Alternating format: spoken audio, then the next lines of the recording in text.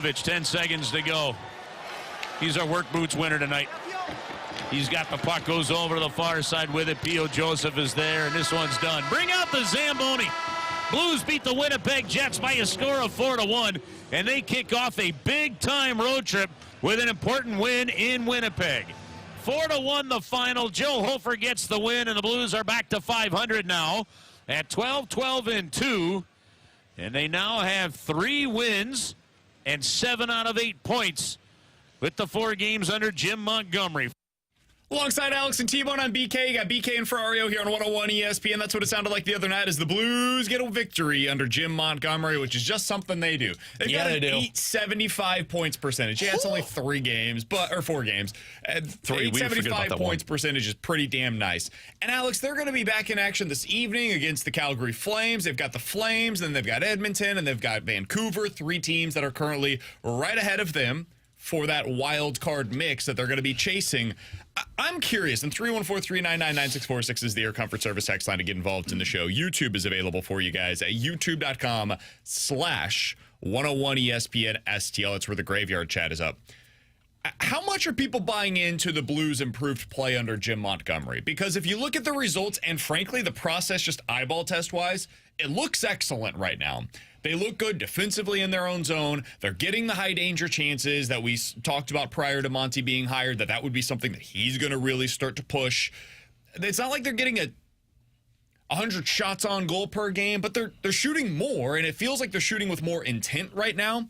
But, Alex, I did like a breakdown of all of the different nerdy numbers. Here it is. Prior to the show today. Pre-Montgomery versus the expected shots per high danger scoring chance territorial. Since Montgomery has been hired. I'm trying to get through this here, boys.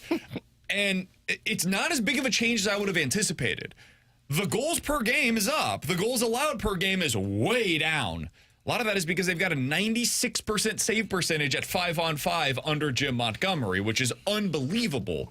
Bannister would have won with that. How much of this, Alex, is, and I'm not saying this to diminish what they've done, I promise you. I'm just asking, how much of this is, hey, they've had some good fortune, they've played their asses off, they've really competed well, and a lot of this going back to that new coach bump versus sustainable levels of okay, this is going to work long term under Jim Montgomery with this group of personnel. What are we looking at here?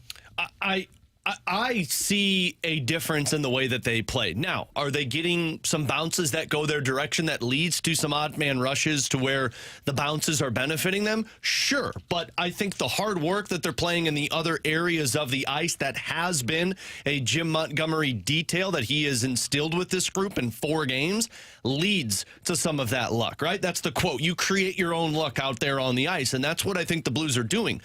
I look at certain aspects of their game.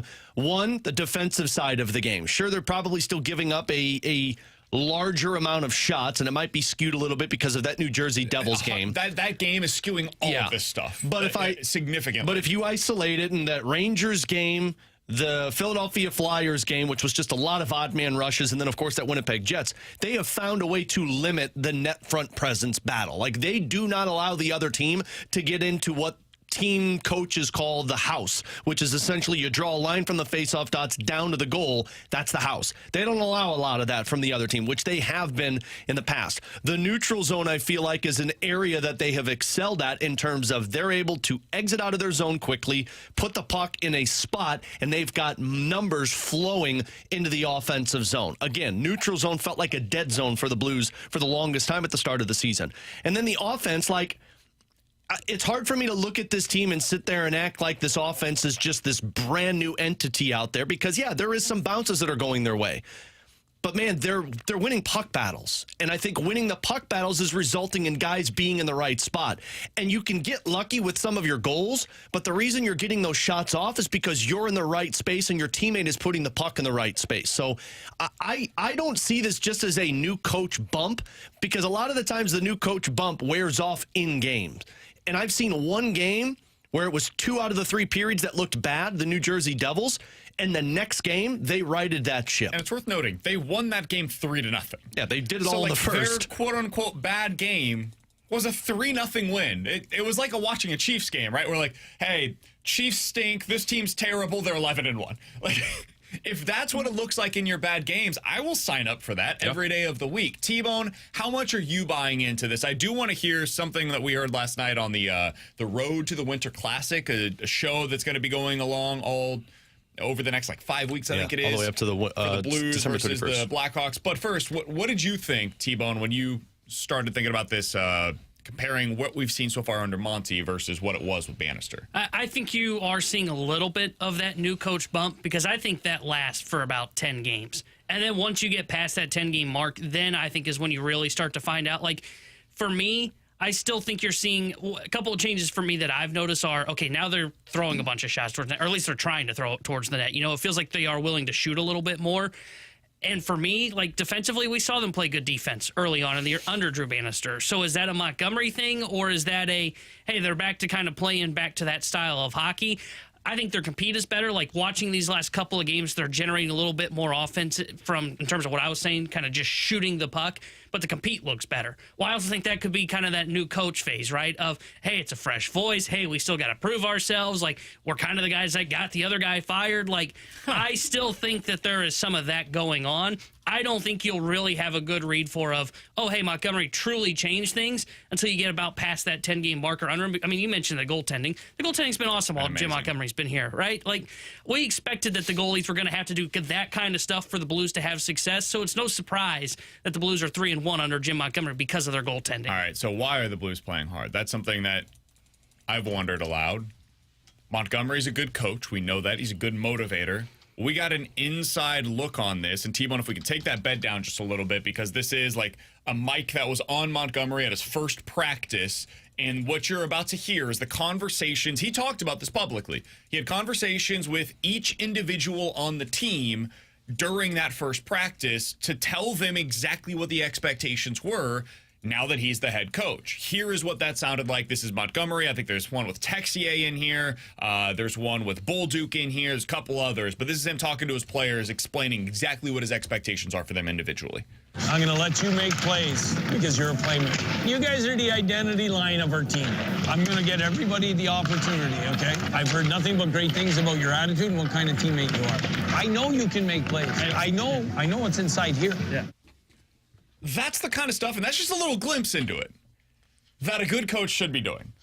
Building these guys up. He knows, hey, there were some issues, I think, with confidence within this group, Alex. He has instilled that confidence in them, and he's going to give them the opportunity. The first thing that you heard there was him talking to Kyrou, saying, hey, I want you to make plays. Don't be stupid, but go out there and make plays. I'm going to give you as much leash as you need, and then we'll talk about, hey, don't do that. We'll reel it in a little bit.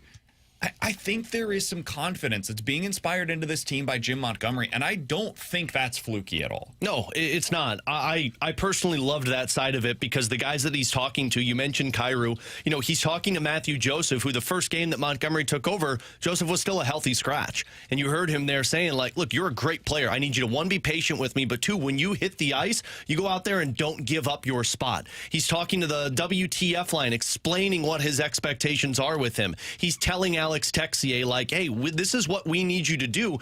He knows how to interact with every individual player the right way. And it's 4 games, so it's really hard to evaluate compared to what Craig Berube did for 5+ seasons in St. Louis. But that's what every single player in that locker room used to talk about. Berube knew how to talk to each individual player and when the right time to talk to each individual player is. So whether you think it's a new coach bump or not, I don't know what the exact measurement for that is, but what Jim Montgomery is doing, that whenever you believe that timeline falls off of the new coach bump, this team, 1, has the confidence from their coach, and 2, has the details to the game that they can go out there and fall back on when that new coach bump, when those lucky bounces start going in your direction. And that is something that Bannister... Hey, I did this the first Blues postgame, so that don't is worry, something man. that Jim Montgomery talked about yesterday during his media availability. Alex, you brought this to my attention. Jim Montgomery talked about how he's got these specific points that he's looking for, and it's a criteria list of 5 different things that he's breaking down after every game, and it's basically his version of some basketball coaches, T-Bone, I'm sure you've seen this before. Some basketball coaches will have a list of these are the 6 different things we've got to do to be able to win every game. I know Gary Pinkel used to have this, where he had a chart in the locker room of these are the things that at the end of the game, if we've got this stuff, if we've got the majority of it checked, we will win every single football game over the course of the season. Well, it sounds like Jim Montgomery has that. But for the hockey side of things, he explained what that list is, what it looks like for him yesterday, his evaluation process when he met with the media. Yeah, I've kept a couple of them, but I think it's just my process is always involved. I'm never going to change from being a process-oriented coach, but when I went from junior to college, I changed it. I went from 5 to 7 in college because we played less games, so details really mattered. And then, when I went back to Dallas, it was 5 points. And when I went to Boston, it's 5, but I changed the 5. Like I said, I have 3 that are process-oriented. That's the details and habits that keep us in the moment. And then there's statistics that we track that drive results in games. Alex, you went back. You did a little bit of research into this and looked into, because he talked about this in his time in Dallas and then eventually in his time with Boston as well. What are some of the things that he's looking for Blues fans that maybe want to keep track of this at home? What is Jim Montgomery watching for, statistic-wise, at the end of the game? So you heard him mention that some of them have carried over, some of them have shifted. So when he was in Dallas, the Athletic put together the pieces that he really fine-tuned when he was there. One was win 56% of the faceoffs in every single game. And the way that they explain it was not winning just the faceoff like the NHL will label it. Montgomery watches the 5 seconds following the faceoff happening to see if you can regain puck possession. Whoever gains puck possession after that faceoff is valued, at least by Jim Montgomery, as a faceoff win. So that's point number 1, which, by the way, the Blues have won 3 of the 4, at least from the NHL standards, in faceoff battles against the opposition since Montgomery has taken over. 0 undisciplined penalties. And what this is these are the stick infractions. These are the hooking calls, the tripping calls, what Craig Berube used to call basically not using your legs. When you're trying to stay up with the other player, you're using your stick infraction. You're going to the penalty box, and then that's not what Jim Montgomery wants to see. 3 or less odd man rushes is what he instituted in Dallas. Now, remember, Ben Bishop told us, what was the first thing you noticed? Well, I stopped having a lot of odd man rushes happen against me. And I don't know about you guys, with the exception of the Philadelphia Flyers, there weren't a lot of odd man rushes or breakaways that took place against the Blues. Net front battles, winning both sides of it. So in the offensive zone and the defensive zone, not allowing the opposition to keep you away or get to the front of the net. And then the fifth one in Dallas was win special teams. So they adjusted a little bit with Boston, and I won't pine on here very long, but emphasized zone defense, suppressing 5-on-5 shots when he was with the Boston Bruins, emphasizing the use of the neutral zone, and emphasizing time and space, meaning the way that Montgomery phrased it in the Athletic article was, it's going to be hard to stop a jailbreak when you've got a lot of different bodies coming at you. So basically, what he liked to see in Boston was 5 different players rushing up the ice out of their own end, but all in different areas. So when one aspect of the puck would get shut down by the opposition, you'd have 4 other outlets to get rid of. Emphasizing the transition. Absolutely. Like it was more on the win the neutral zone, shutting down transition game while he was in Dallas. It's more defensive minded while he was in Dallas, and then once he got to Boston, he's like, hey, I've got a different kind of team here. Let's get going. Yeah. Like let's get this thing up the ice. It makes sense. As your personnel changes, you have to change who you are as a coach. It's one of the reasons why we liked Jim Montgomery, why it made so much sense for the Blues to go out there and get him, despite T-Bone's wanting to keep. Again, Drew could have won with Alex and T-Bone on BK. Coming up in about 15 minutes or so, we're going to talk to Joey Vitale, Blues analyst for 101 ESPN and Bally Sports Midwest. He got off of the Western Canadian road trip. Tough what a one. Guy. They've got 2 days coming up in Edmonton. I'm sure that Joey Vitale is going to be disappointed by that because apparently Taylor Swift has a concert in Vancouver, so they couldn't get up there to Vancouver. There were no hotels available, so the Blues staying an extra day in Edmonton. I'm sure that's going to Joey's really probably flying direct Vitale. so we go see T Swift. There you go. It's a Swiftie. Coming up next, would it be a mistake for the Cardinals to hire a legend in an important role? The San Francisco Giants just did that. Are the Cardinals going to be next to do it? We'll talk about it next year on 101 ESPN.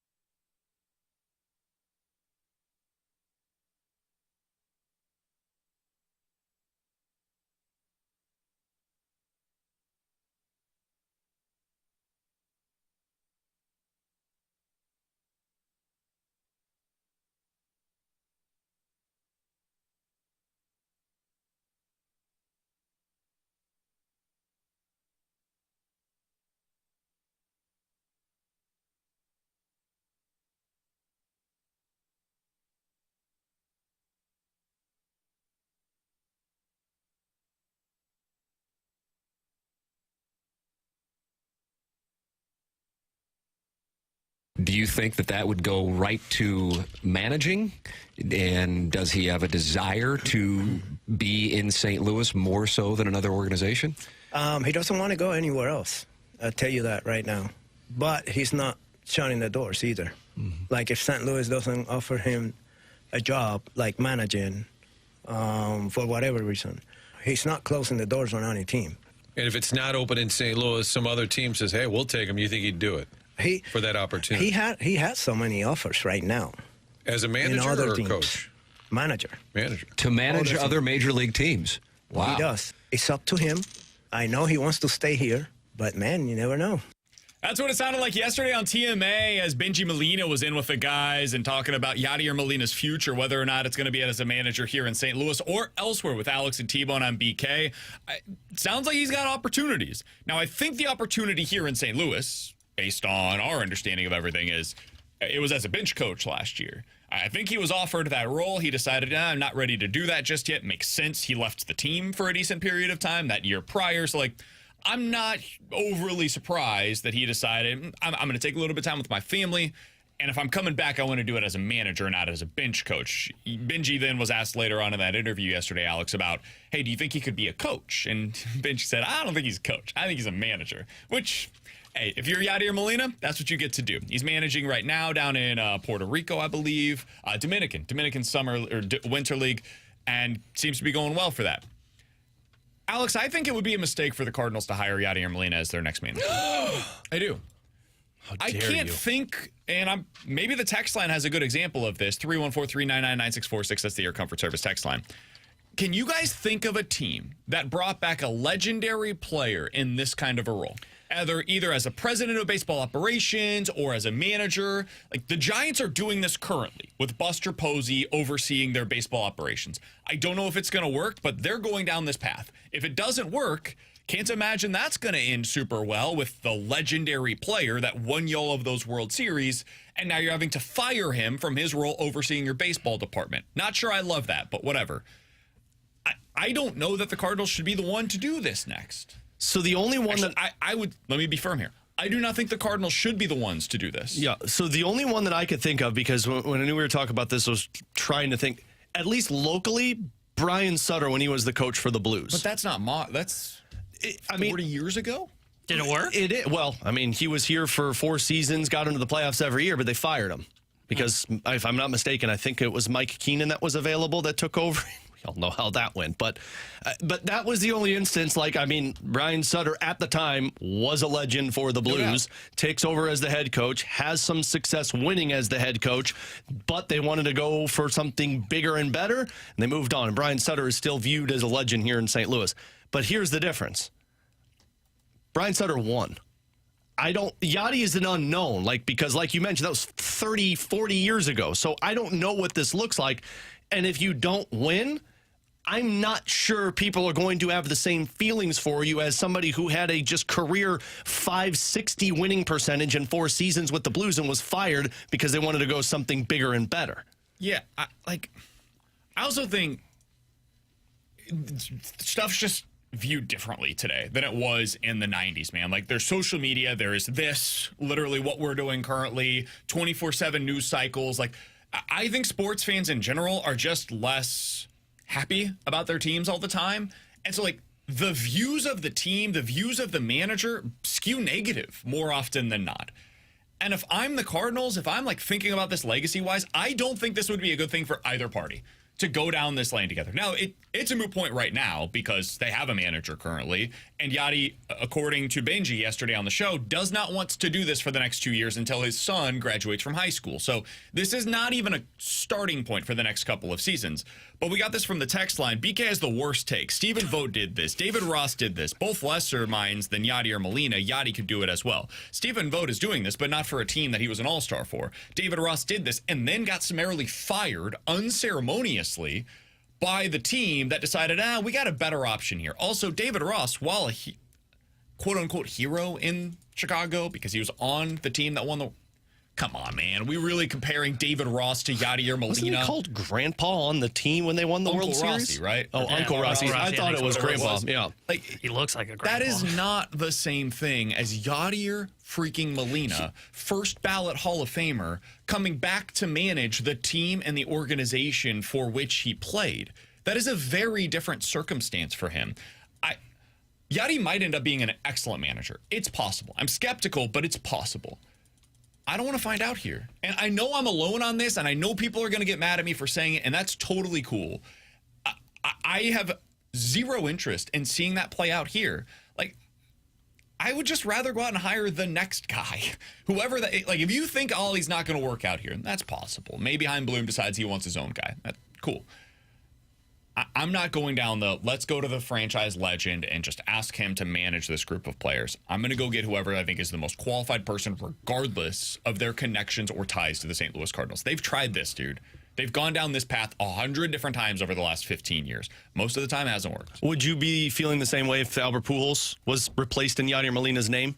I don't think that would be a great situation either, just because, again, this stuff ends poorly. It doesn't end well for managers in Major League Baseball. We see this all across the league. You are hired to be fired. Bruce Bochy, a legend in San Francisco, was fired from the organization. Now, it was a mutual parting of ways. Nah, man, that dude was fired. And I don't think he loves the fact that he was fired by the San Francisco Giants.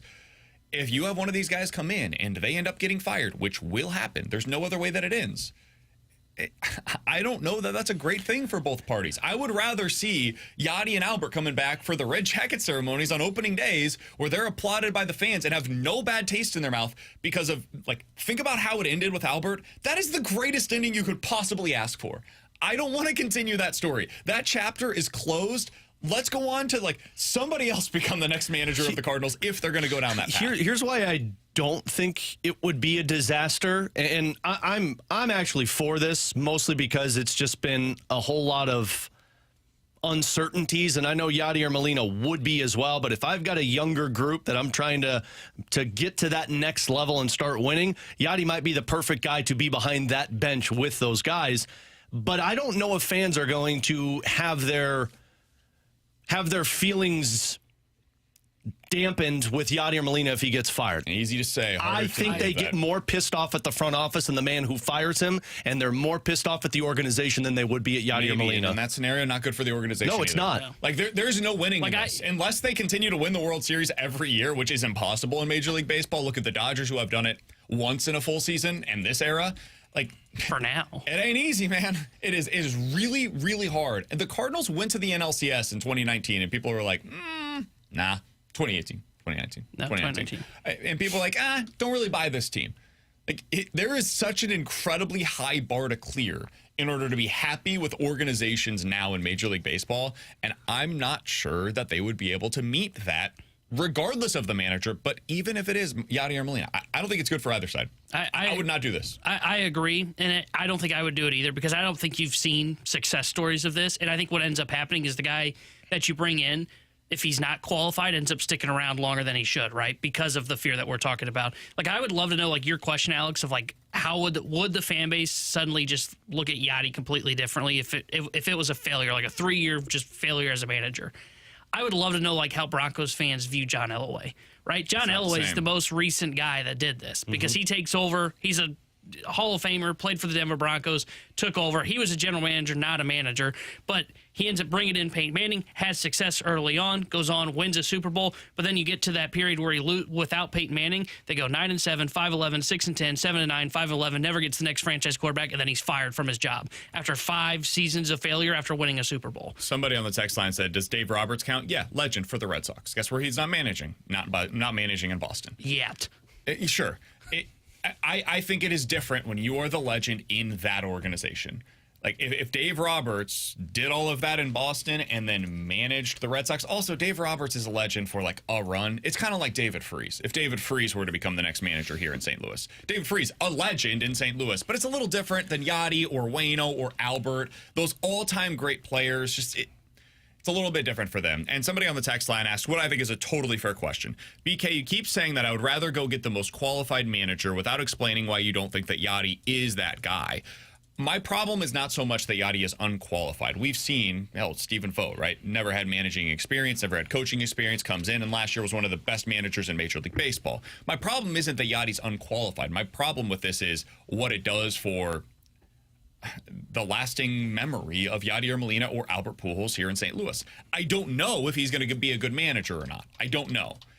But I don't think that the best thing for either party is for that to take place here in St. Louis. Whether he becomes excellent or bad, I would rather see it happen elsewhere. I totally understand the emotional side of being a fan and wanting that guy to be back in a birds on a bat uniform and to do so as the manager. And Alex, you asked this earlier today. Wouldn't you want to find out if he's going to be a good manager as with the Cardinals? My answer to that is no. I more than understand if a Cardinals fan says my answer to that is yes. Yeah. But for me, I can only speak for myself. I don't want to find out because it's possible it goes in the other direction. And in that scenario, it doesn't end well. That stuff ends pretty ugly more often than not. All right, he's Alex. That's T-Bone. I'm BK. We'll certainly get your guys' thoughts on this, talk a little bit more about it coming up in questions and answers. 314-399-9646 is the Air Comfort Service text line to get those questions in. But coming up next, we'll talk to Joey Vitale, Blues analyst for 101 ESPN and Valley Sports Midwest, coming up next year on 101 ESPN.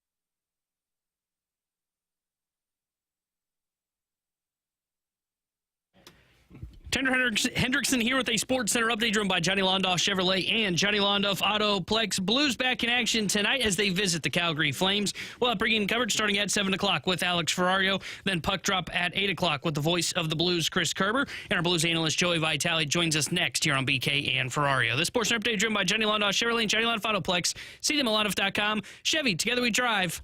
Are you kidding me?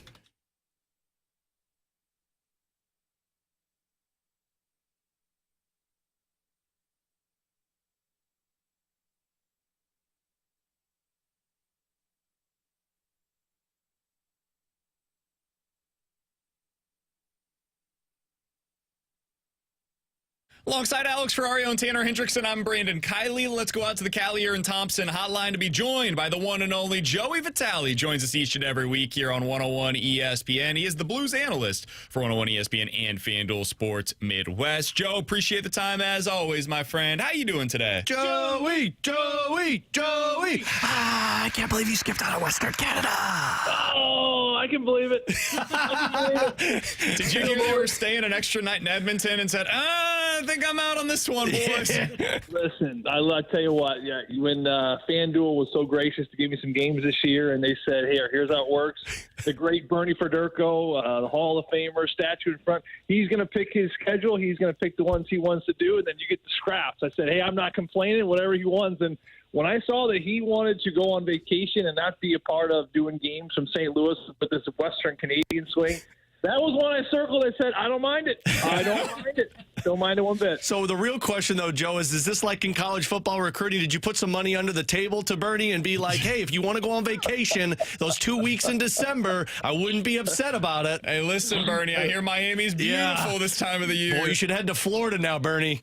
Well, the other thing I say to Bernie on this road trip, I don't know if you saw a couple kickers. They're spending 2 days off in Edmonton, and then the other one is that final game in Vancouver. They're not leaving after the game; they're not leaving until the following day. So, those were the two little nudges apparently he needed, as he, of course, takes some good R&R. And like I said, it's a good switch up for me as I've been working with the FanDuel gang and Alexa Dat down there downtown, and a different perspective, a different look at the game, a different way to break the game down, which I, of course, enjoy.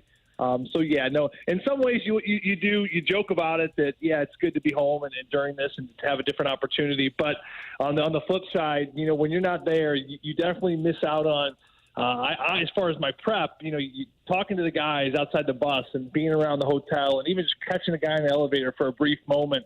A small conversation with Jordan Bennington I had on that last road trip just gave me such great stuff and just great information to bring into the broadcast. So you do miss moments like that, so it makes the prep a little bit more challenging at times. But overall, it is what it is, and you move on. And your favorite pre- and post-game host still is Alex Ferrario.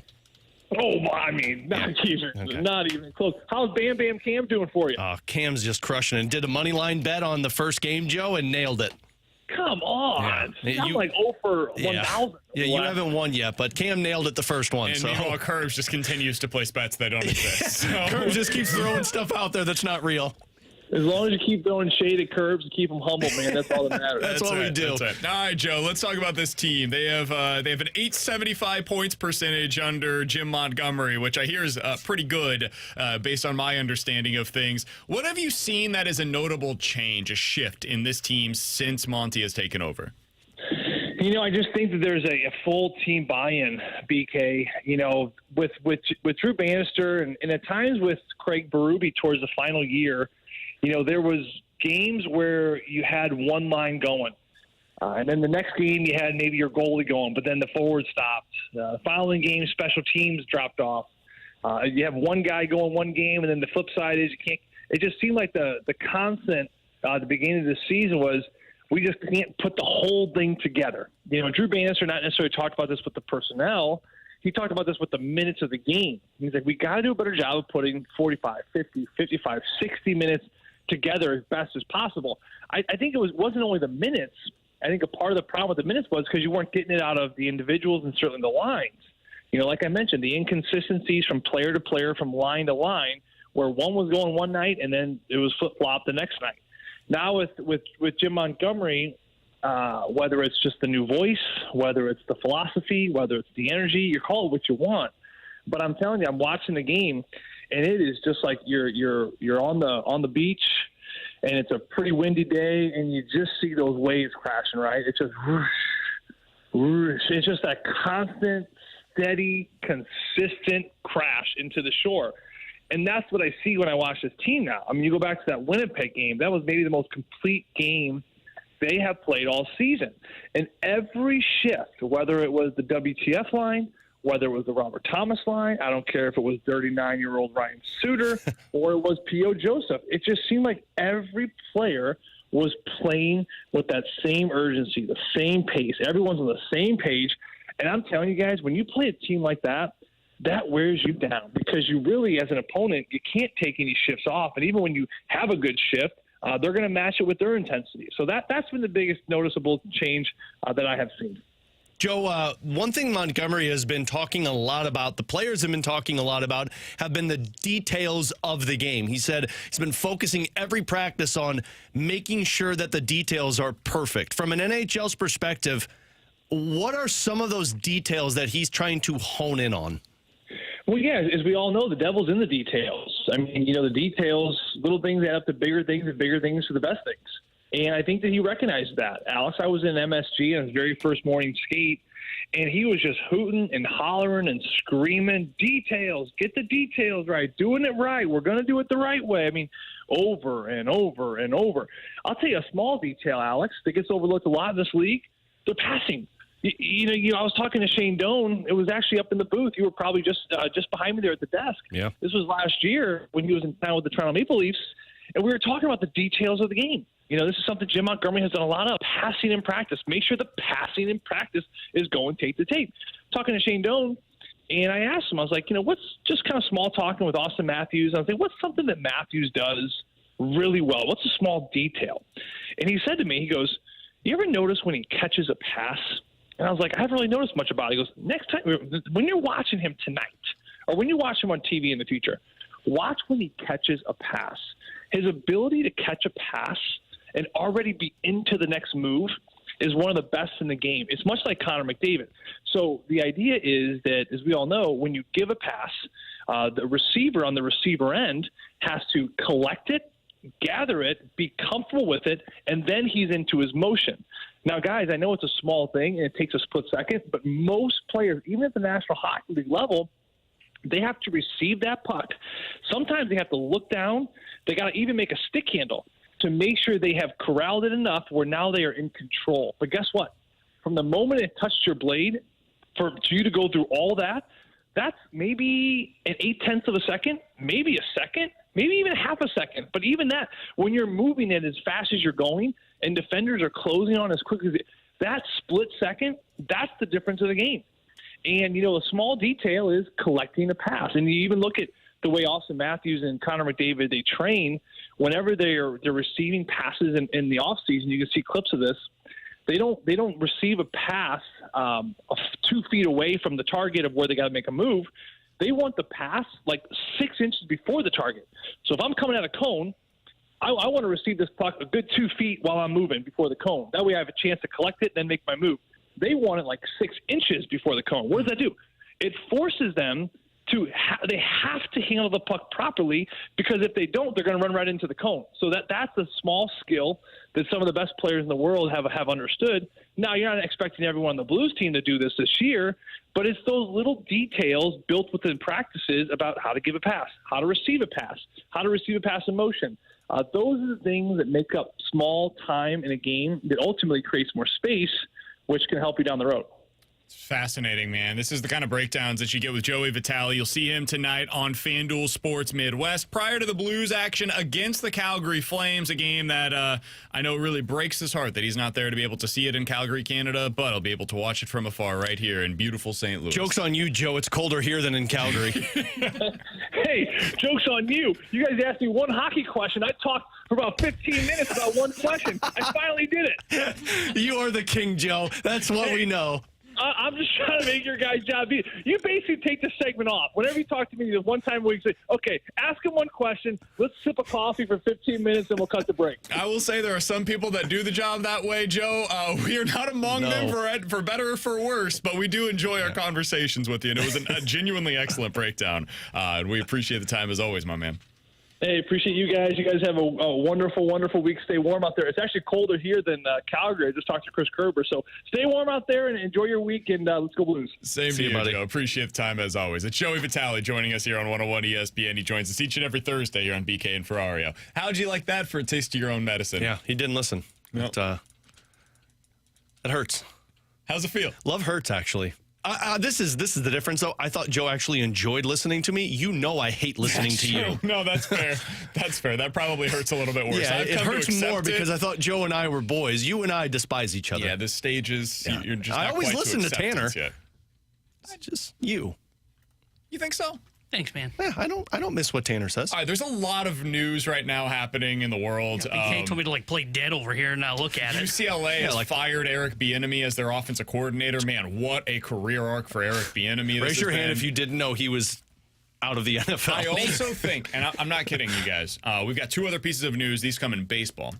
I think I have the single most shocking signing in Major League Baseball, maybe the history of the sport. I don't think I'm overstating things. So we'll get into that on the other side and tell you the latest with Ryan Helsley here on 101 ESPN.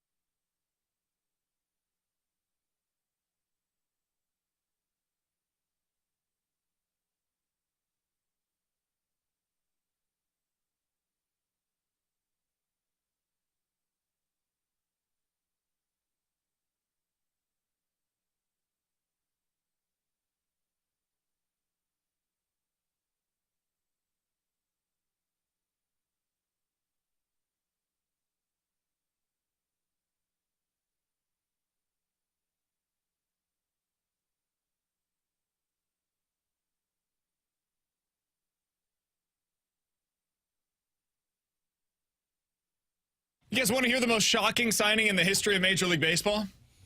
Juan Soto said, I want a statue in St. Louis. Here it is, boys. More shocking than that. Not kidding. What? Yadier Molina signs as the manager. Kidding. No, Okay. that would be less shocking. Okay. Luis Severino has signed. I will give you 30 guesses on where he signed. I can't guess because I saw this. Am I right? Did you see it? No, I didn't, but that would be shocking. Yes. Because I know they want to spend money. Luis Severino has signed a 3-year contract worth $67 million with the Athletics. So that's the what? Oakland Athletics of Sacramento, eventually via Las Vegas. But they're not Vegas yet. Yep. Cool. The deal includes a $10 million signing bonus. It is the largest free agent contract in the history of the A's. That's pathetic, but I mean, that's a market value deal. There is an opt-out after year 2. And didn't I read that he gets his minor league experience? Didn't I read that he gets $500,000 if they trade him? Which is nothing. That happens in a lot of contracts. Okay. But yeah, that's amazing. That's not really an overpay. Oh, I'm not saying it's an overpay. Well, that's what shocks me. It's an overpay for the Athletics. Like I would think if you were saying, hey, you want to come pitch for us? Aren't you in a AAA ballpark? Maybe. Throw in. Then let's pay above my market value. And that's not really an overpay. Like when I was looking yesterday, like we had the conversation about bringing Jack back. Severino has had 2 seasons in his career of a sub-3.4 ERA, 25-plus starts, and 10 strikeouts per night. That's the most expensive contract that they've ever given out. Unbelievable. I did that one on purpose. No, you didn't. Oh, I did. You're full of crap. I did. I gave that one on purpose. That is surprising. That I know they wanted to spend money. I'm just shocked that anybody actually took it. But good for Severino. Hey, man. He's the face of the A's. I've heard it's beautiful in Oakland. Luis Severino has now made more than $130 million in his Major League Baseball career. It pays to be a good pitcher, man. Yeah, or someone that can throw a ball. Pitcher. A good pitcher in 1 year, and then 5-year gap, and then a good pitcher again. All right, I've got other news for you. T-Bone's going to love this one. Oh, God. This comes from Ken Rosenthal. Quote, as the St. Louis Cardinals reset, closer Ryan Helsley appears the most obvious trade candidate, but teams talking to the Cardinals are under the impression that the team will hold Ryan Helsley, and President of Baseball Operations John Mozeliak does not dispute that. It's something we will always remain open-minded to, Mozeliak told The Athletic on Thursday, but, quote, our plan is to have him be a part of our organization, end quote. That doesn't frustrate me as much as I would think Alex, because though I am very much in favor of a trade of Ryan Helsley because I think there can still be some value, I think as long as you don't close the door on potentially trading him at the trade deadline, it's not the worst case scenario for the St. Louis Cardinals. Yeah, he then writes, players traded in the middle of the season are not eligible for the qualifying offer. The potential for an acquiring team to give Helsley the QO, if they were to trade for him now instead of during the season, would enable the Cardinals to ask for more than what they might get at the deadline. On the other hand, relievers are always in demand, and the return at the deadline might be comparable to what the Cardinals would receive this winter, assuming that Helsley is able to stay healthy. The Cardinals, while open to trading Nolan Arenado, are not engaging in a full teardown. Wilson Contreras and Sonny Gray have both expressed their desire to stay with the club, and the team evidently wants to keep the product relatively competitive, at least to start out the season. Guys, I don't mind their plan. People are going to hate it. I do. I think they're trying to pose as a competitive team early on in the season, and then when they're not, they're going to try and trade off assets, and you're not going to get good return. Again, Alex, we're doing this thing where, like, you're saying the thing about the Cardinals that you I'm getting pre-mad. The Blues. No, the Blues did the same thing. Like, the Blues and the Cardinals' plans are incredibly similar. And I disagree. I think the Cardinals are telling themselves that they could be more competitive now. You mean like the Blues who are telling us who actually went out and got good players that could be good assets for them to help them win? Kind of like the Cardinals who did that last year at the trade deadline where they've got Thomas Ajacey, they've got Nolan Gorman, they've got Brendan Donovan, they've got Lars all players Nootbaar, who have not Jordan proved Walker, themselves. They've got Mason Wentz. Yeah, kind of like the Blues. A bunch of young players that haven't proven it yet at the NHL level. I don't know if I disagree. You don't think that the timeline is similar? I don't think the timelines are similar. I think the Cardinals have players that they still have a lot of questions on. And you think the Blues have had all of their questions answered? No, I think they had answers on a lot of their players, and I think they took chances on players outside of the organization that they did not see to make them better. Broberg and Holloway and Matthew Joseph, and they came in and did improve them. Why does it matter if they're coming from outside of the organization or inside of the organization? Because this organization inside of it has been a disaster for the last 4 years in terms of development. Maybe. And now we're going to hold on to opportunities. But we're going to hold on to a closer, and we're going to hold on to all these pieces because we think we can be competitive in the first 2 months of the season. Some of it is kind of similar to the Blues in that they can't trade them. Like, Contreras says he wants to stay, so what are you going to do? No, I'm not talking about Contreras. Contreras is fine. It's just Helsley then? Like yeah, it's Helsley.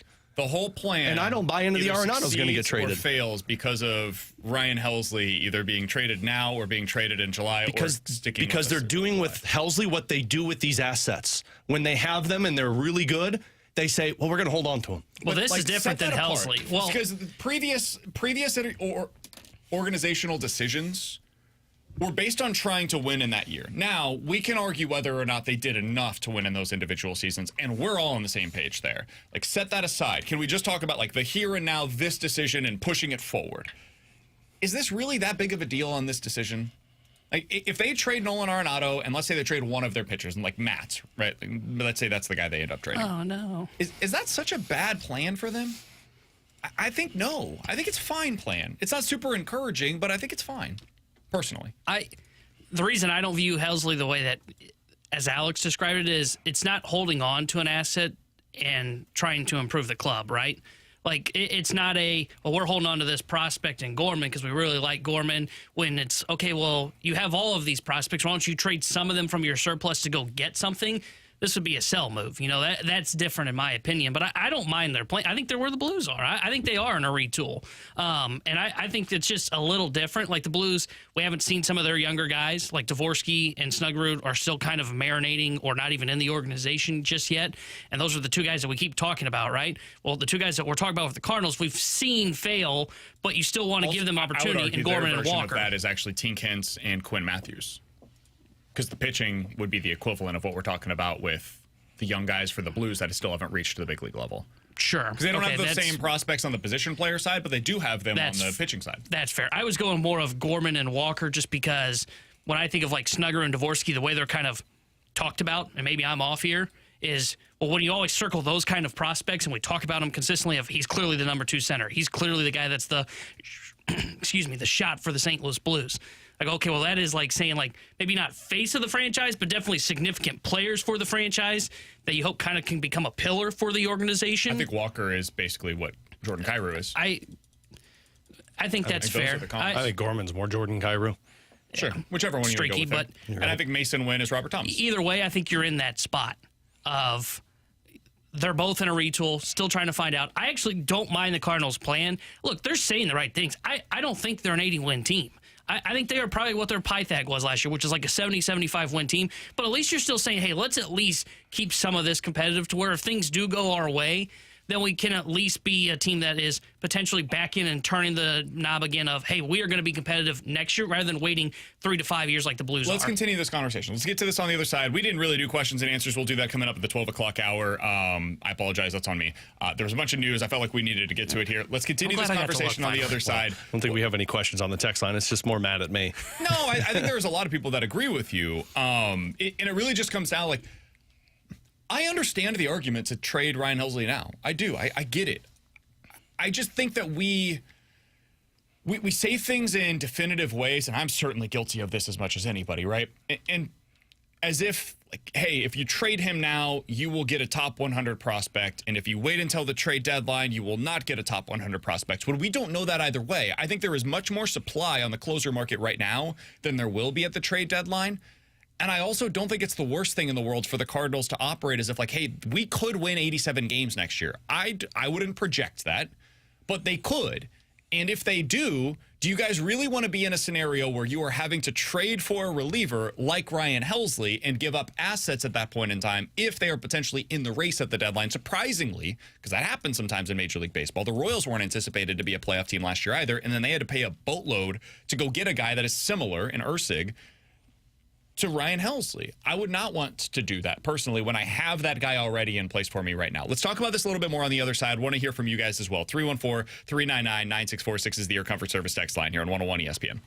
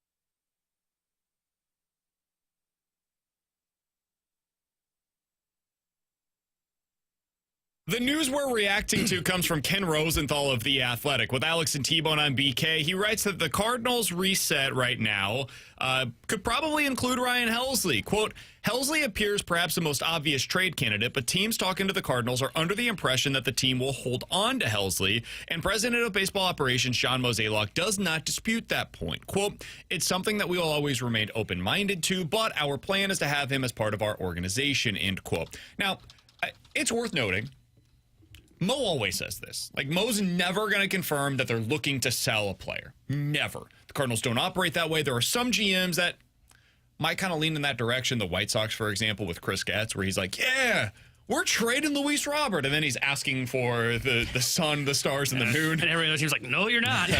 So, like, he's never going to confirm that they're looking to sell a player. So that's noteworthy. But when Ken Rosenthal writes something like this, specifically him, I take it to the bank, man. He is one of the very few reporters, him, Jeff Passan, Buster Olney, in my opinion. If they report something, Katie Wu, I'd say this about as well locally, Derek Gould, the local guys for sure. But nationally, when Ken Rosenthal writes something, I take it to the bank and believe it to be true.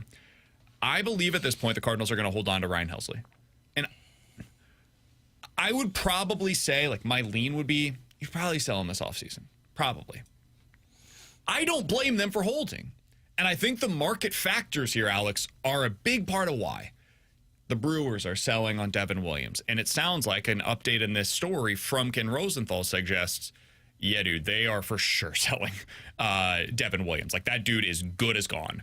The Cleveland Guardians might be selling on Clase. There's like 4 or 5 other closers that could be available this offseason from teams. You also go to the free agent market. You've got a few there as well. Like, there's just so much supply right now, and the demand, while it is there, I'm not sure it is at the point to where it will be at the deadline. So while you should be able to get more right now than you will at the deadline, you also lose out on the opportunity to compete with Ryan Helsley next year. Whether people think that's foolhardy or not, like that is an opportunity cost by trading him right now that you would lose out on. You also lose out on the opportunity to sell him at the deadline when a team might be truly desperate, like the Rangers were a couple of years ago, and they apparently had a meeting. I listened to a podcast the other day with Jason Stark, I think it was, and he was talking about this. They had a meeting with their front office, and they had a talk in the room, and Chris Young asked everybody that is in his front office and said, do you guys believe that we can win the World Series this year? And they looked around the room, and everybody said yes. And Chris Young said, well, then look up at that board. That's their top prospects list. It was like the top 30. He said, there should be 0 players on that list that we're unwilling to trade if you truly believe that we can win a World Series this year. And that's what they did. They went out there, traded away, like, I think it was like 6 of their top 10 prospects at the deadline, including Cole Reagans to the Kansas City Royals. Thomas Ajayci came here to St. Louis. Like, teams get desperate at the deadline, and they're willing to pay these crazy prices. They gave up Cole Reagans, a #1 starter in Major League Baseball, the Rangers did, for Aroldis Chapman. So what could Ryan Helsley get you at the deadline? Potentially a lot if the right team gets desperate at the right time. So that's why I don't mind what they're doing here. Alex, I know we have very differing views on this. Why are you very much in favor of, like, you got to move him now? Holding on to Ryan Helsley would be a huge mistake for this team. Unless I misheard Kylie McDaniel yesterday, he even said, like, you're probably going to get more return for Ryan Helsley now that you're going to get at that trade deadline. And I don't know what that return is, because you're right. The market has like 7 different closers that are available, and Ryan Helsley is still going to be a little bit pricey, and it is going to have the injury background compared to some of these guys. I comp it in the sense of, and I know they're different sports, but I go back to that year that Vladimir Tarasenko scored 34 goals. And we all said as a show, you need to trade him in the offseason. Because you were trying to, you saw what the future looked like, and you're like, I don't know if you're going to be competing anytime soon. You've got a guy who just scored 34 goals, who put up 82 points, was good in the postseason for you. He's got 1 year left of control. You need to trade that guy and get something in return. And what did they do? They said, no, we think we can compete again. And what happened? You were bad, and you shipped them off and didn't get enough in return for it. That's where I kind of view this Cardinals team right now. I don't think they're in the same actual, like, to-date spot as the Blues, because I think the Cardinals have still a lot of questions about the players that they're trying to build around. I think they know who they are in terms of name. I don't think they know who they are in terms of player. So I actually agree with you there. Here's where we go to the fork in the road moment. I view uncertainty, and I say there is the possibility that this goes really poorly next year. Like they could be really bad without having the stability, despite the down nature of it, the stability of, I pretty much know what Paul Goldschmidt is every day last year. Now, it took a couple of months to get there, but eventually we're like, okay, he's an average league average hitter. I know what Nolan Arenado is. High average, no pop in the bat, but like he's a league average hitter for the season. It's possible you get worse outcomes from first and third base next year than you did last season. Very possible. It's also possible the defense is much worse, which means that floor goes down. Oh, boy. It's also possible that, hey, I know what Kyle Gibson is. I know what Lance Lynn is. League average starters. You might get worse than that next year. What I think we are underselling currently, Alex, and this is where the fork in the road moment comes for us, because I think that's where you're at, is like, there's a possibility this team's really bad, right? What I just said there. They held 3 press conferences to basically say, like, we're going to be putting an emphasis on younger players this upcoming season. And that could be really bad. Where we diverge on this thinking is, and T-Bone, this is our classic disagreement, right? Upside versus downside. I can see the upside in that as well. I don't know what Jordan Walker is going to be next year. I don't know what Nolan Gorman's going to be next year. I don't know what Thomas Ajayci or Brendan Donovan or Lars Nootbaar or Alec, like any of these guys that are very young. Hell, Ivan Herrera. I don't know what they're going to be. There is room that they are actually good. Like sometimes it just comes together quicker than you're anticipating. It's like, oh, wait. The Diamondbacks 2 years ago are good? Where'd that come from? Nobody saw it coming. And then they're suddenly in the World Series because they've got this group of young players. Whoa, okay. The Kansas City Royals in 2014, that wasn't supposed to happen. The Astros arrived a year early. They got to the postseason with that young core group of players. It was like, whoa, okay. This team's just going to be really good for a really long time. The Baltimore Orioles 2 years ago were better before anybody expected them to be. Remember a couple of years ago when we got to the trade deadline and Keith Law told us the Cardinals have the type of system right now that if they want a player, they could go acquire any player in Major League Baseball. Well, those players are now a part of your Major League roster. That was Mason Wynn. That was Nolan Gorman. That was Jordan Walker. Those were the types of prospects that these other teams have tanked to go out there and acquire. You now have them on your Major League roster. And it could be a freaking disaster. It could also be better than we're expecting. And so I am open to that possibility as well. And in that scenario, which is like maybe 20%, it's not a likely outcome, but it is an outcome. In that scenario, I don't want to have to go out there and acquire a closer at the deadline where I'm giving up Tink Hence to go get him. I don't want to have to do that. And so, like, are you going to potentially get a little less at the deadline than you could get right now? It's very possible. You might be right on that, Alex. I don't know, but possible. Is it possible that Ryan Helsley flat out gets hurt, and that's a risk that you're taking here? Yeah, it's in play, and then you get potentially nothing for him other than maybe QOing him and either him going out and signing elsewhere or having another year at $20 million. Not ideal for a team like this, but a possibility nonetheless. I'm willing to gamble on that, man. I'm willing to gamble to avoid that potential outcome where you're good and you need to go get the next Ryan Helsley and you don't have him because you traded him. Here would be my question to you, Alex, because I think this is where that fork really hits as well, is I would put my bank on they're a 70 to 75 win team right now. Right now, something may change whether they trade Helsley or not. Even if they traded Helsley, I don't know if he impacts their win-loss by that much. He is a closer, impacts one inning a game. Fernandez could take that job and close out. Last year, to be fair. Last year, they would have lost like 5 or 6 more games. But I think that you could potentially put Fernandez in that spot, and you probably lose maybe 5 games more than last year. Yeah, interesting. Either way, it just again that's our different views on the closer. But the reason the question I want to ask is how far away do you think they are? Because when I think of the Cardinals, though, again, I would put my bank right now, they're a 70 to 75 win team next year. I also kind of agree with BK of there is a little bit of that range of the outcome of, hey, Contreras played like an MVP when he was healthy last year. So if he stays healthy at first base, you've got that guy in the middle. If Walker hits that stride, that, again, I'm not really expecting, but it's possible because he is a highly touted prospect. He's got all the tools. If Gorman figures it out, now you're looking at a legitimate 1, 2, 3. You've got Wynn, you've got Donovan, you've got Nootbaar, you've got a rotation that's got an ace in it with Sonny Gray. Like, Let's see what Quinn Matthews is by June. Let's see what Tink Hence is by August. Like, I can see the scenario where they become more of a winning team than we're expecting. Maybe not like 90 to 95 wins, but if they're like at 85, I think it's possible that the Cardinals think that their winning window isn't again until maybe 1, 2 years, doing this reset, figure out what you have. I think it's also possible by June or July they think they're back in that window because of all of this. And that's why I want to ask you is, how far are the Cardinals, right? Because this is where we diverge on the Blues. So interesting. Because I think I'm further away on where the Blues are. I think the Blues are still 2, 3, maybe even 4 years away from being a legitimate contender. And that's why I'm a little lower on the Blues. That's what I ask you about the Cardinals. How far away are they, in your opinion, from potentially being in that winning window again? Before you answer, I admit defeat on the Blues one. Like, I think they might be a playoff team this year. I'm not sold, but I think they might be a playoff team this year. I'm open to the idea. I think part of that is the Western Conference is just worse than I thought it was going to be this year, and there's some injury disasters taking place. But, like, I didn't see that range of outcomes, and now I'm having to admit that I was wrong on the Blues side of things. So I'm curious what your answer is for the Cardinals. Winning window, are you talking about playoff team or playoff? Because I think baseball is a lot like hockey. Get in and see what happens. It is, and the National League, I mean, we just witnessed is wide open. I still don't think this team is a playoff team for at least 3 years. Really? Yeah, I don't. Wilson Contreras, I'm not going to deny that because I'm a big Wilson Contreras honk, and I do think that's an MVP. But you had 2 MVPs, and you were still far off, and Goldschmidt and Arenado, you were looking for that extra bat. I'm not going to invest any stock into any other bat right now with the exception of Mason Wynn, but that's a different type of bat. The whole purpose of this offseason, why we saw 17 press conferences in one day, was this is going to be a reset.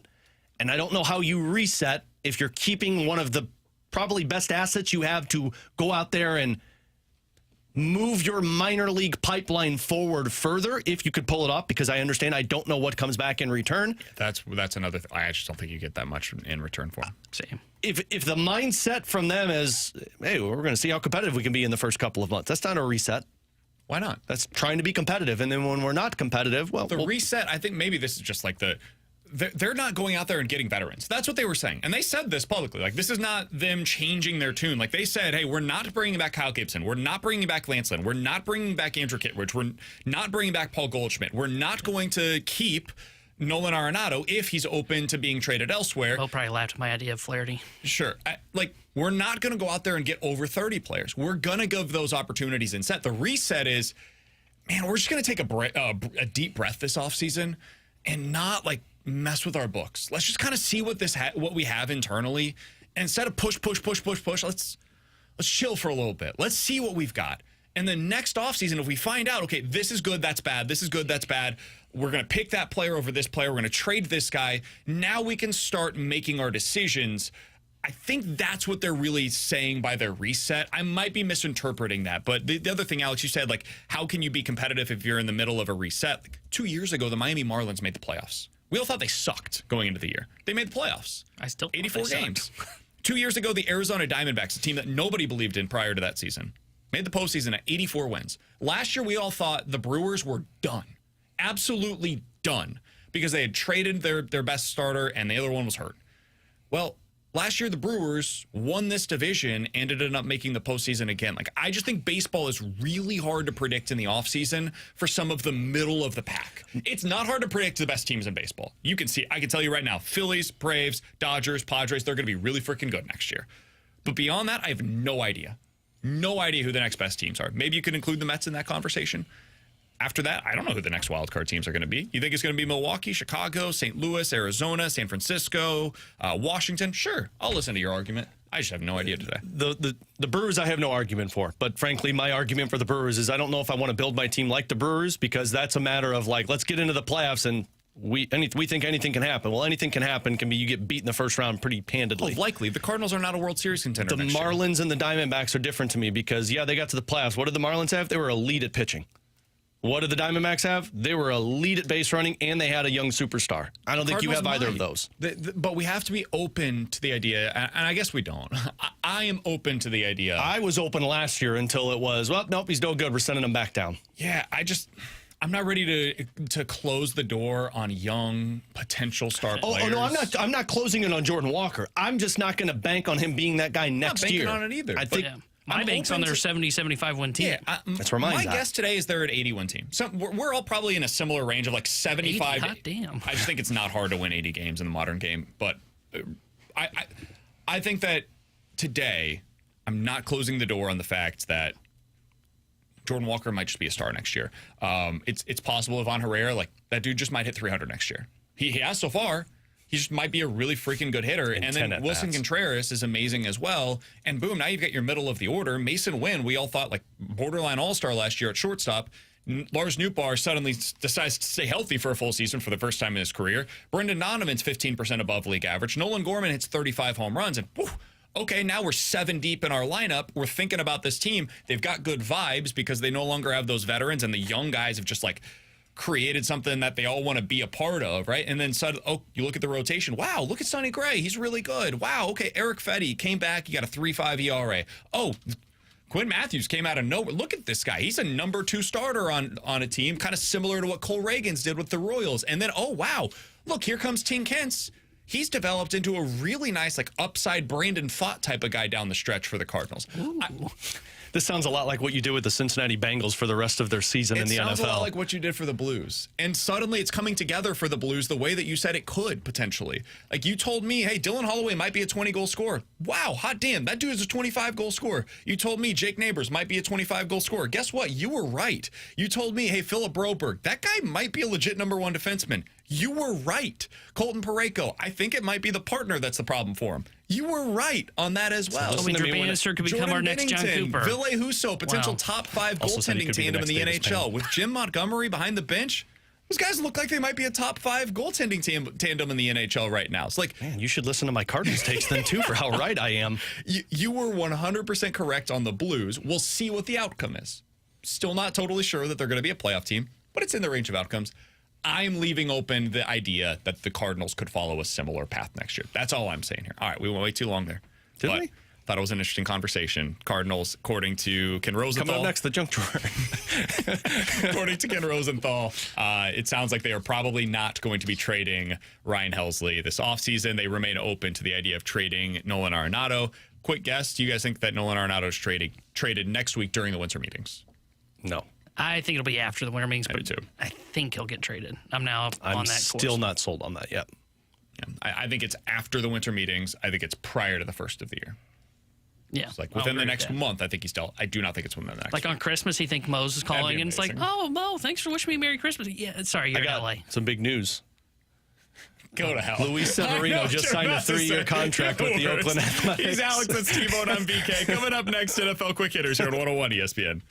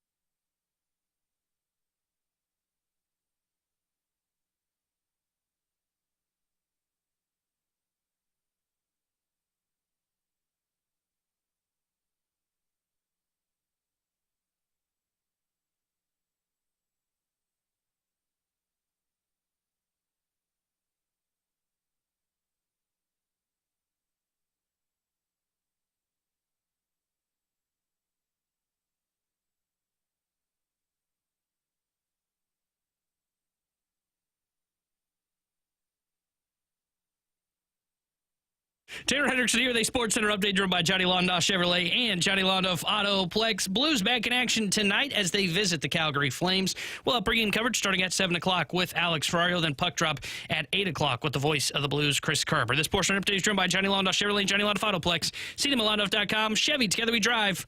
Are you kidding me?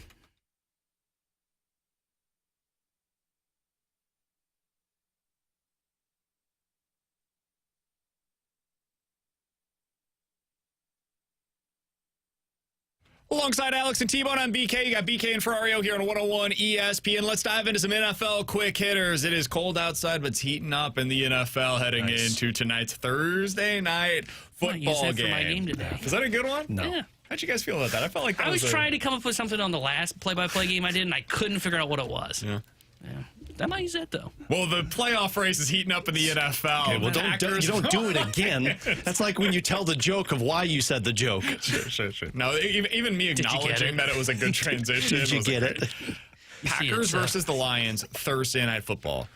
Quick thing. I don't love that this is on Thursday. I feel like they should have been able to flex this into a Sunday. Can we give Al Michaels something, damn it? No, man. Give the guy something. I love Al Michaels. I do, too. Al Michaels is one of my favorite broadcasters still ever. It's over, man. Okay. It's just Gus Johnson, I feel the same way about. I love Gus Johnson. Oh, really? I thought he was excellent for like the vast majority of my experiences watching him. No, I love me some Al Michaels. I want him to go down. I want him to go down in the broadcast booth. Alex said that, not me. All right, so the Packers versus the Lions tonight on Thursday Night Football. Alex, to me, my biggest question heading into this one, what are you, Packers? What are you? Because you're 9-3, I believe you to be a Super Bowl contender. But I don't have a lot of evidence on the field that I can point to say you're a Super Bowl contender. As Kevin Hart says, you're going to learn today. So, Philly, week 1. Weird game. You're in Brazil. Field was a mess. Love gets hurt at the very, very end of that one. You lose, 34-29. Week 9, Detroit at home. You lose that one, 24-14.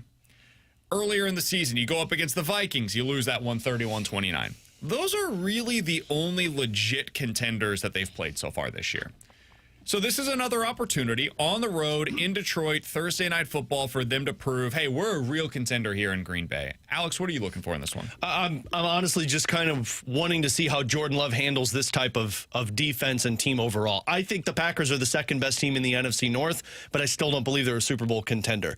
You know how I'll believe you're a Super Bowl contender? If your offense can go out there and put up some numbers against a really good and improved defense that Dan Campbell has headed with the Detroit Lions. And honestly, if you can find a way to at least slow down that offense. We've seen a couple of teams do it. I don't know how the Chicago Bears just did it last week, but they did it. If you can do both of those things in this type of game, I'll believe in you a little bit more. I think you're the second best team already in the NFC North, and I don't know how much further you can go from there. Yeah, I think tonight, I don't view them as a Super Bowl contender. We talked about this earlier this week. Tonight's the night where you do prove it. And I think it comes on both sides of the ball. I mean, I think the Lions have the best offense in the NFL. So you're going to have to stop them. And if you're going to beat them in the playoffs, you're probably not going to win a shootout. If you try to get into a shootout with the Detroit Lions in the playoffs, you might as well pack your bags as you're going home. So what does your defense look like tonight? And then my question will be for Jordan Love is, okay, do you rise to the occasion now, right? This is the prime time spot. This is the game where you kind of solidify yourself as, hey, I belong in the conversation with the top quarterbacks for those that are doubting it, and I'm going to prove that I'm the guy that's got the Packers as a Super Bowl contender. So will he come out tonight and play well? Because there are games where it's fantasy football, so you take it with a grain of salt. But there are games where you look at Jordan Love and you go, okay, he was fine. He did what he needed to. I want to see that game where it's like, okay, that guy can take you and carry you to a Super Bowl. I am curious which team on the outside looking in could get into the postseason. That's not going to be learned tonight in Thursday Night Football, but it could be something we learn over the next couple of weeks across the league. I want to ask you guys that question. If you had to pick a team currently on the outside looking in, not a top 7 team, so in the AFC, not the Chiefs, Bills, Steelers, Texans, Chargers, Ravens, Broncos, or in the NFC, team other than Lions, Eagles, Seahawks, Falcons, Vikings, Packers, and Commanders. Who is the team currently on the outside looking in most likely to get into the postseason, in your opinion? T-Bone? All right, I know what's going to be said to me on this, and I've said this for the last 4 weeks. Stop. Just stop. I'm telling you, it's the LA Rams. It is the LA Rams, because I've seen Sean McVay have a team like this before. I've seen Matt Stafford get hot and carry them to a Super Bowl. Now, I don't think they're going to do that. They've got too many holes. I think Stafford can get hot, though, and get them to the playoffs. In that NFC West, I thought that division would be good. This division sucks. So I think there's a path for them to get in, maybe surprise people and win one playoff round. I think their defense, though, isn't great. Their pass rush is a little underrated. Jared Verse is awesome.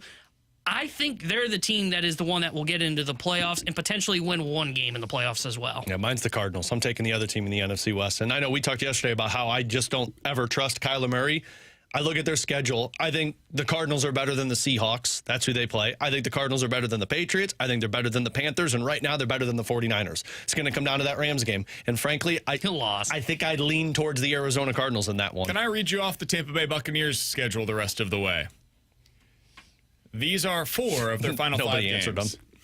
I'm just going to do it anyways. We'd prefer not, but it's fine. Go for it, man. The Raiders, the Cowboys, the Panthers, and the Saints. Those are 4 of their final 5 games of the year. This is a hard one on there. The Panthers probably. At the Chargers, which is like a solid it's team. It's not super hard. Like, you have a good game, you could see Baker beating them. They could win each of their last 5 games. I wouldn't count on it. They're not that good of a team. Like, they lost to Atlanta a few weeks ago. They're bound to lose at least one of these down the stretch. I think they're probably winning 9 or 10 games, and I think that gets you in the NFC this year. It might even win your division. I think the Tampa Bay Buccaneers, as a team that is currently on the outside looking in, is the most likely team in that current situation to get into the postseason. All right. Well, now here's a question for you, because all of us went with the NFC. There's nobody in the AFC, so don't ask. Is there a team in the AFC? I don't think so. No. I'm rooting for the Colts because I had them at plus odds to make the playoffs earlier. Dude, it's just really, they're 2 games behind the Ravens, the Chargers, and the Broncos. It's like it's just hard for them to get there. The probability, I'm looking at this for some of these teams. If the Dolphins lose versus the Jets, they got a 2% chance of getting in. The Bengals, if they lose, got a less than 1% chance of getting in. Browns, if they lose, less than 1% chance of getting in. I will say, T-Bone. I think my answer would be Dolphins here. If I had to pick a team, like here's it's just so hard for them to get in. But here's why I say this is because I don't trust the Broncos, right? This is the Broncos' remaining schedule. Versus the Colts, they can win that game. That one, that is basically an elimination game for the Colts. At the Chargers, at the Bengals, versus the Chiefs. Yep. So they've got 4 tough games. Meanwhile, the Dolphins versus the Jets, at the Texans, versus the 49ers, at the Browns, at the Jets. The tough part is, like, with these teams that we're talking about here, can the Dolphins win basically all of those games? Sure, they could. Can the Dolphins lose 3 or 4 of those games? Yeah, absolutely. 2 of them are on the road in December in Cleveland and in New York. Yeah, that's not easy. It might be warm. Like that Cleveland game, that is prime Dolphins losing. Yeah. Dolphins definitely losing this game. And it's in prime time. That they could get in. Yeah. It's just really hard for me to believe that these kinds of teams will take care of business when they haven't done that all year long. The Miami Dolphins earlier this season, they lost against Seattle. They lost against Green Bay. They lost against Arizona. Weren't they without? They were without 2 at that point. In one of those games, yeah. But I wasn't going to use that. Yeah. I'm going to fact check you. There's just a lot for them to be able to overcome. The Colts is an interesting one because they have that head-to-head against the Broncos. And if they win that, they will have the head-to-head tiebreaker. And then their schedule, you want to talk about an easy one.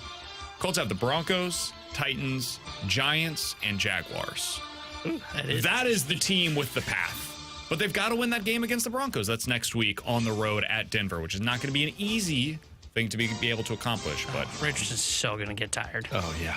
It's going to have to take a seat. Altitude. That's good for them, though. Really Flacco comes in. He's looked good since coming back, the bench. Yeah, no, I'm out of that. It's still the YOLO offense, but he's looked a hell of a lot better than he did prior to going down with taking him out of the exhaustion of the game. I don't even know what you want to call that. It's good for them. Get Joe Flacco in there.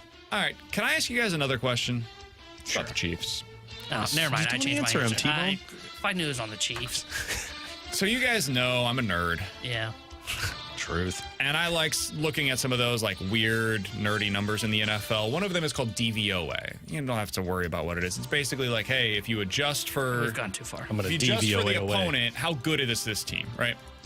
The best team in the NFL, according to DVOA, is the Detroit Lions. That matches the eye test. They say the second best team in the league is the Baltimore Ravens. I don't know. I disagree with that, but whatever.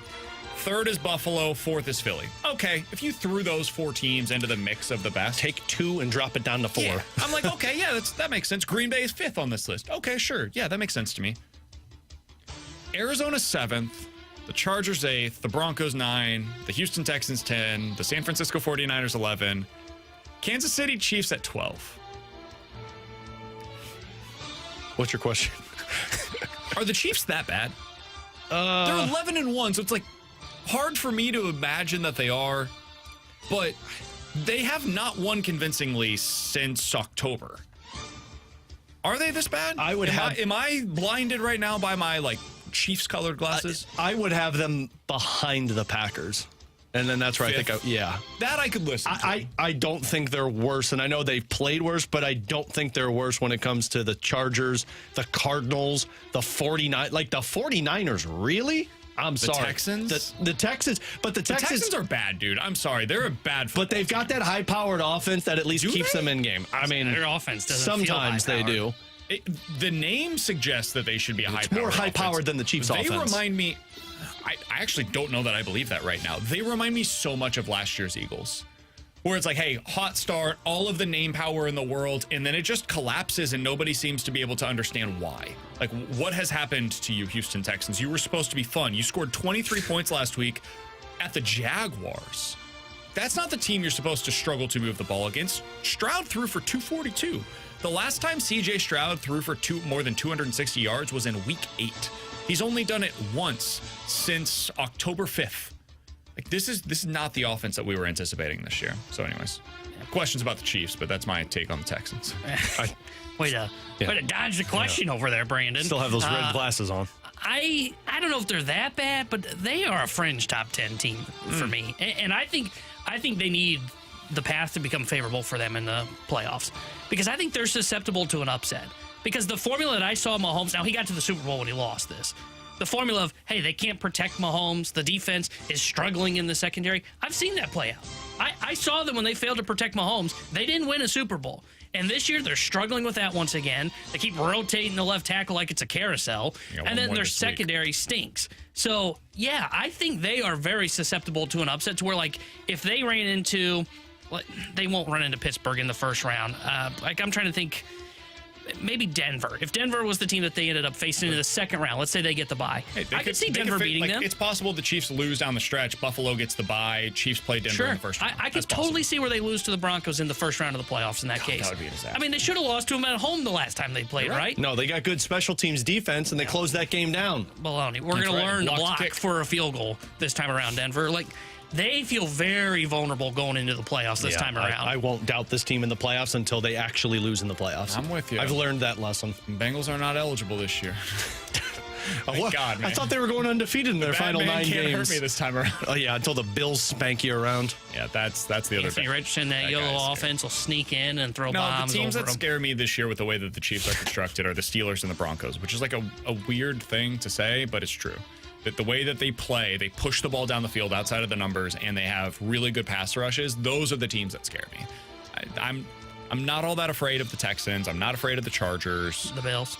The Bills scare me because Josh Allen is a maniac. Clip that Texans and Chargers just in case. Yeah, those teams don't scare me. Ravens don't scare me. I'm good.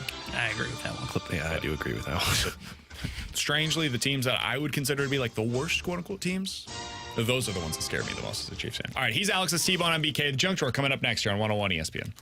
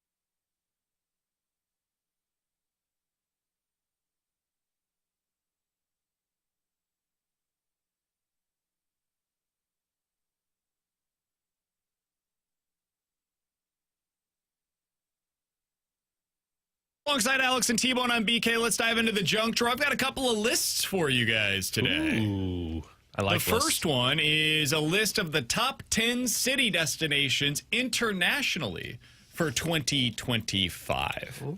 How many of these do you guys think that you guys could do top 10 destinations for 2025 internationally? Rome. Yeah, I'll say, was Rome on there? Rome is number 4. Show me ding, Rome. Ding, ding. Show me Madrid. Spain. Madrid is number 2. Belgium. That's a country, but I don't know a town in Belgium. Holland.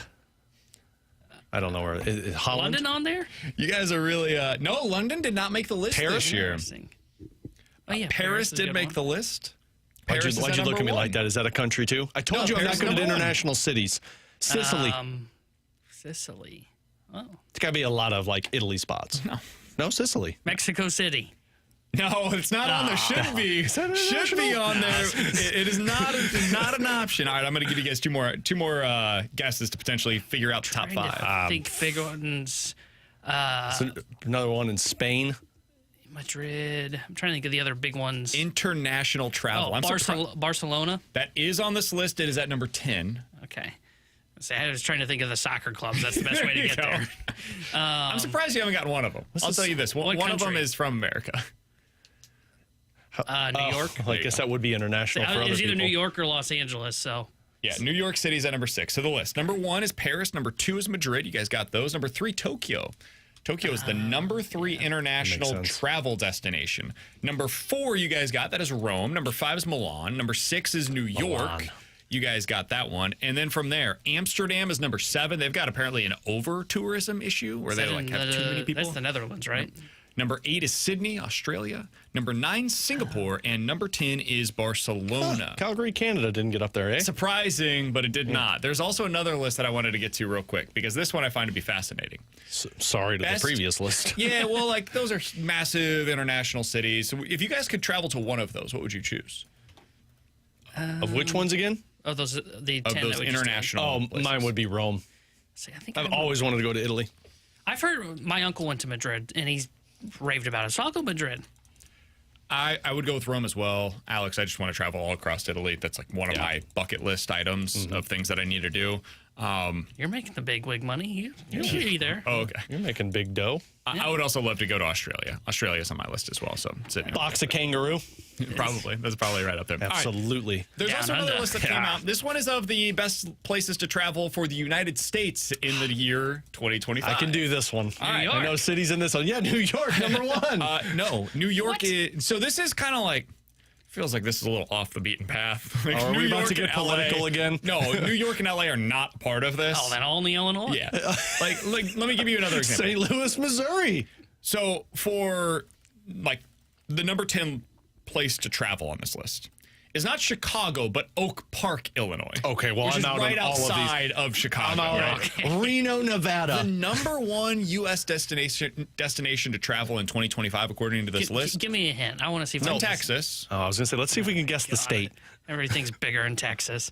So it's not going to be one of the big ones. I'm trying to, because I just did a vacation in Texas, and I thought it was miserable there, but damn, I don't know what we did that would have... San Antonio? Would it be San Antonio? The Riverwalk? Yeah, that would be in San Antonio. Where's the Magnolia people from? The Gaineses. Waco. Dude, I've driven through Waco. There's nothing. No. I know, but like everybody wants to go to Waco. Yeah, we went because of that. Because of them. Austin. Why'd you Austin, Texas. I should have gotten it because they've got an F1 race there. They've got a great brewery I was thinking San Antonio with the Alamo. My whole, the family vacation there stuff. I loved my experience in Austin. I thought it was great. Number 1's crazy. To have that as the number 1 travel destination for 2025. Again, I loved it. I had a great time while we were out there last year. Number 1 seems really aggressive. All right, number 2, Rochester, New York. What are people doing in Rochester? Upstate New York? I mean, I'm sure it's beautiful, but... Is that where, the Christmas tree is? No, what do you... That's Rockefeller. That's Rockefeller, man. Oh. And that's in... That's in New York. Oh. That's in New York. Oh. Geography has not been our strong suit, boys. It's unfair to laugh that hard I at don't that. think that is that unfair. Come Rockefeller's on. like the most famous. There's rock in it, okay? That was close. There's not rock in Rochester. It's ROC. Whatever. That's Roch, not rock. Whatever. Rockefeller, Rochester. You've heard of Rockefeller Center, right? No. Okay.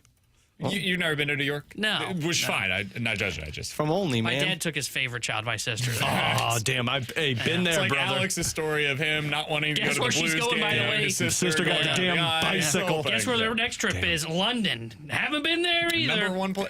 Your dad's taking your sister to London? Yeah. Because she graduated college or something. I don't know. You graduated college? After I graduated, we went to Vegas for my 21st birthday. Okay, so that's Okay, pretty it's good. the same thing. That's pretty It's not good. London. London is the Vegas for daughters. Andrew Marsh chiming in saying mini hockey tournaments in Rochester, New York. That's why it's the number 2 It's like the Rockefeller Center. They go see That the makes tree. sense then. They go see the 2025. they go see the Christmas tree and then they play hockey. I would be disappointed if they went for the tree, apparently. Number 3 on this list, I have never even considered going here. I honestly wasn't familiar with this place prior to this. Page, Arizona? Nope. Oh, see, my family loves going there because that's where, that's where my grandpa's family's from. You should ask What's- Joey. Joey loves Arizona just in general. Well, Arizona's beautiful, but like this It's is just I think it's like right a few there's- hours away from Phoenix. It's like at the Utah border. There's just like everything to do there. Like there's. Had no idea. What's everything to do there? Well, see, I haven't been to Page, Arizona, but I know my okay. family's been out there. 'Cause, But like- they've done like there's a river right there, I Because when you say And they do everything a lot to do of thing there, there's golf courses there. Like I think it Golf actually is courses a would make really sense. good spot for a summer you vacation. got to understand though, when you say everything is there, you come from the Sody shop with Only, Illinois.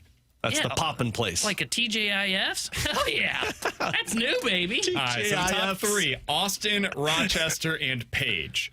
With this list, man. Juneau, Alaska is 4. Another spot my No family's way. been. They say it's beautiful. 'Cause This is the T-bone list. my grandpa, so his family was in Page, Arizona. When he was born, they lived in Alaska. Now I'm curious. We're going through the number 5.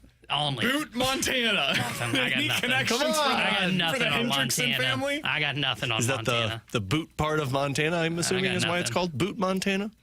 So that's number 5. Beyond that, it's a Universal Orlando Resort. They have the new have you seen the new stuff, the Epic Yeah. universe that they're doing there, which is my apparently pretty cool. Kids aren't old enough for that Portland, yet. Oregon, Grand Valley, Colorado, Harbor Springs, Michigan. Is that by where you guys go? I don't know. Never heard we of go to the Holland area, Michigan. Oak Park, Illinois. So those are your top places to list. travel in America. Pardon my in French, but that 2025. list sucked. I can't believe Only didn't make it. It's really surprising. Yeah. We've got white squirrels, cool Christmas lights. Love how T-Bone's like, they've got everything there. I can't think of it. I've never been there, but they've got everything there. Apparently, Page, Arizona is the entry place to the Antelope Canyon in Arizona. There we go. According to the text line, it's absolutely But put it down on my bucket list to get to Antelope Canyon real soon. Butte, Montana, Yellowstone. I have been to Yellowstone. My parents were at Yellowstone. They said that was pretty cool. Not a fan. I want to go to Yellowstone. They sent me a video of Old Faithful. That was pretty awesome. I got to tell you, Old Faithful was like the Disappointing? most disappointing thing I've ever seen. Well, I saw it over Oh, FaceTime. were you like hyped up that it's not water what shooting did you out? expect to see? I don't know, but when I saw it, I was like, You knew you were going to Guess see that's water. what we got to see, huh? You knew you were going to see water shoot up out of the Yeah, ground, right? I don't It's know. like going to Niagara Falls and being like, that's disappointing. What'd you expect? Someone to go like over the edge? This isn't great. Didn't do it for me. John on I our thought Mount Did you? Rushmore. What is the most disappointing thing that you guys have seen in person? Branson.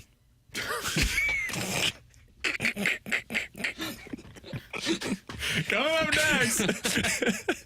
What's this portal season going to be like for college football? We'll talk about it here on 101 ESPN.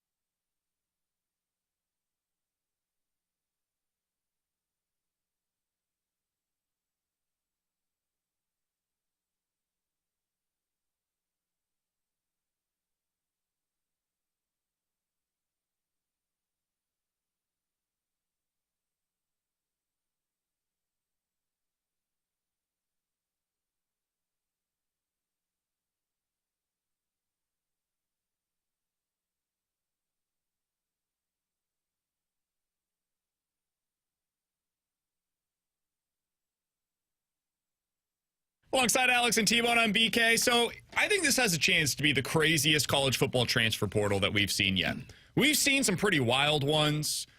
This one, I think, is going to be different, and there was one reason in particular, Alex, and they wrote about this over at The Athletic yesterday. Sam Kahn wrote a really good piece kind of breaking down how this portal is going to work this year because there's some differences in the rules. You have to be into the portal this year, like in December. Previously, there were a couple of different openings for the portal this year. It's, hey, you got to get in by December 9th, and then it lasts 20 days, and then it opens up again for those that are already in it in April. So it's a little different in terms of the way that it's going to operate. But more importantly, this is the first year where revenue sharing will likely go into place. It has not officially been enacted, but next spring, they are anticipating that revenue sharing will become a thing in college football. And I think there's been a little bit of misleading reporting on this. Revenue sharing is separate from NIL. Revenue sharing is these schools. It's basically just a direct pay for play. Schools will have like $20 million as their cap that they can use on their football teams moving forward.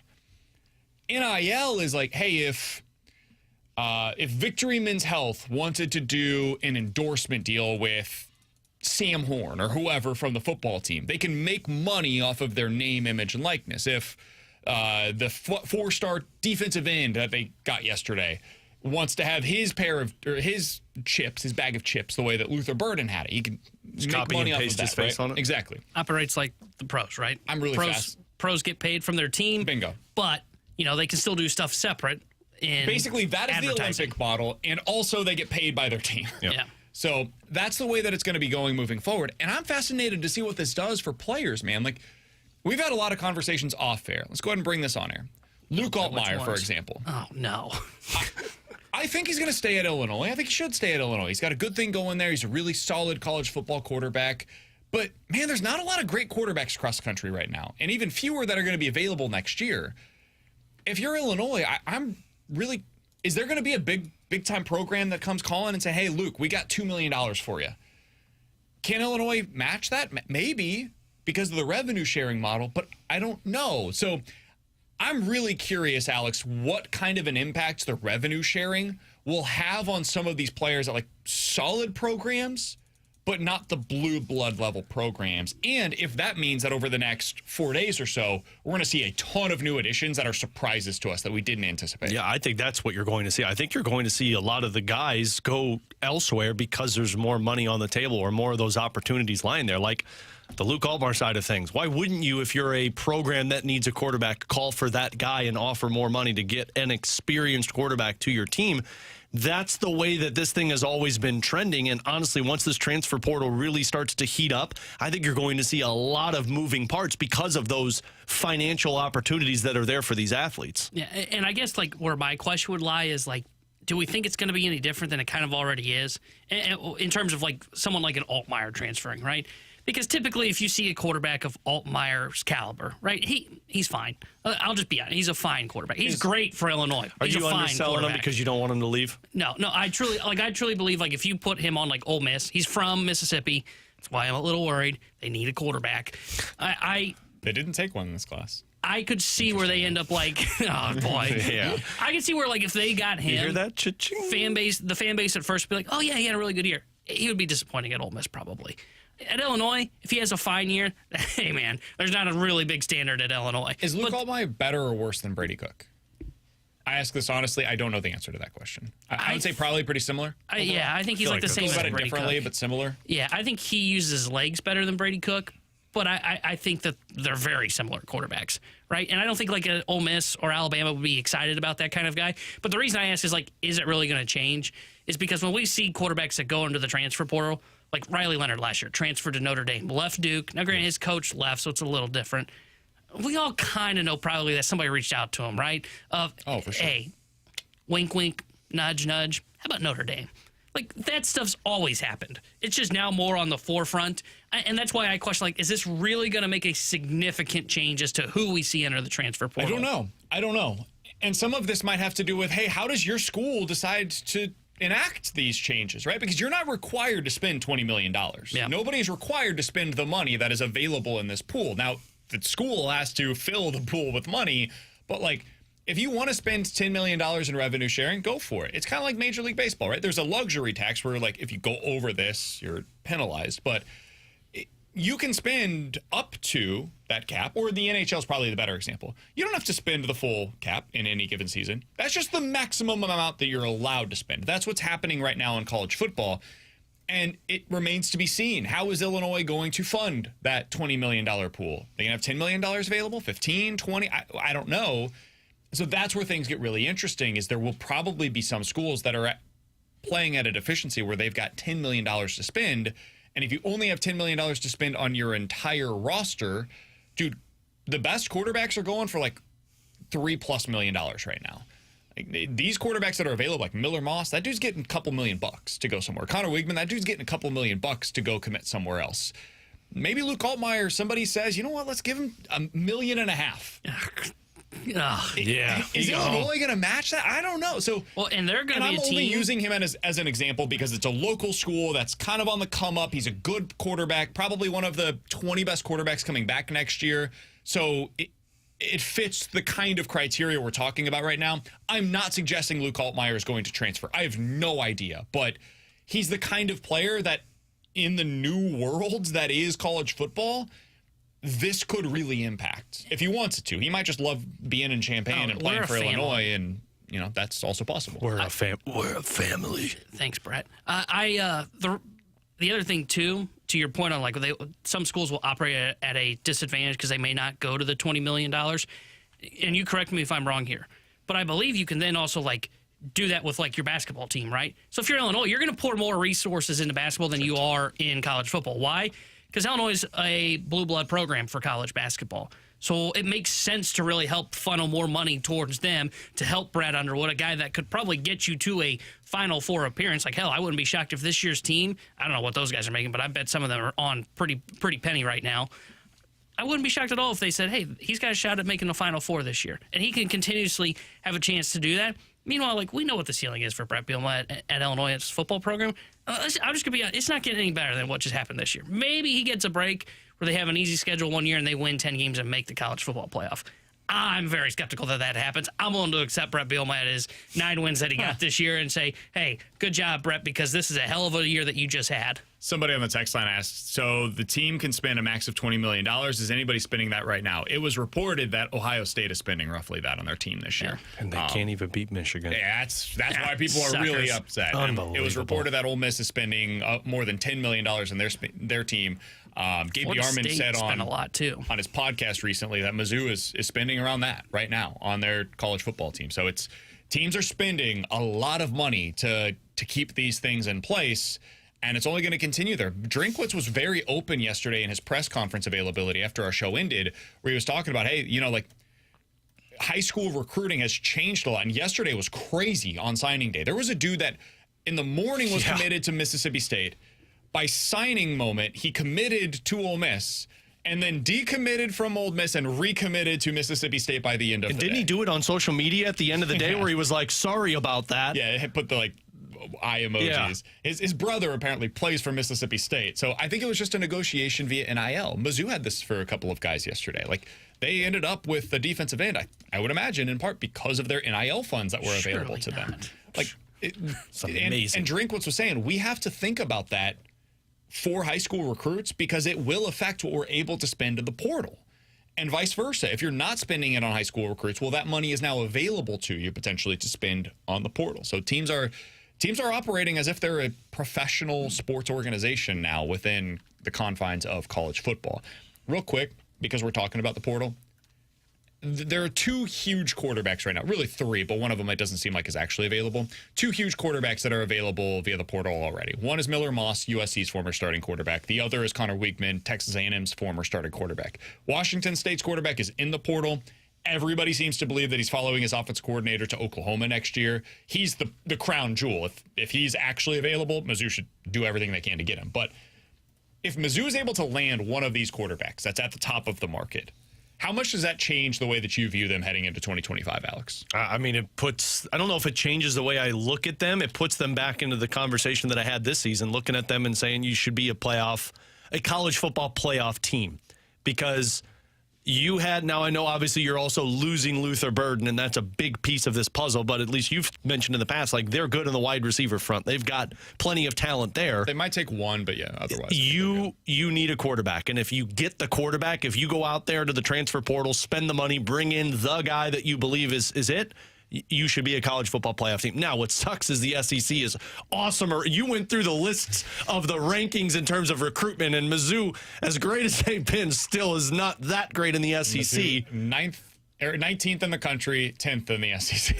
It's unbelievable. So, but it does not take away the expectations, because I think Drink has planted himself now as a 9-win team, and if you go get the quarterback, you should be a college football playoff caliber team. That's kind of where I'm at. I think next year, like, forget the college football playoff. I think you're an A+ win team. That's now where your floor is, and if you can get the quarterback in here next year, I'll have hope that they can raise the ceiling again and maybe emerge as a college football playoff competitor. But you should be in this same range at a minimum next year, where you're like top 25 team in the mix down the stretch to potentially make a college football playoff bid, winning 8+ games again with the right quarterback in place. Yeah, that's where I am. I think I don't know if I'd say it's playoff or bust like it was going into this year, because it's not like you're returning a lot of the same pieces, right? That's the whole reason that they had all of that hype. Coming off a 10-win season, everybody was returning on offense outside of the running back position.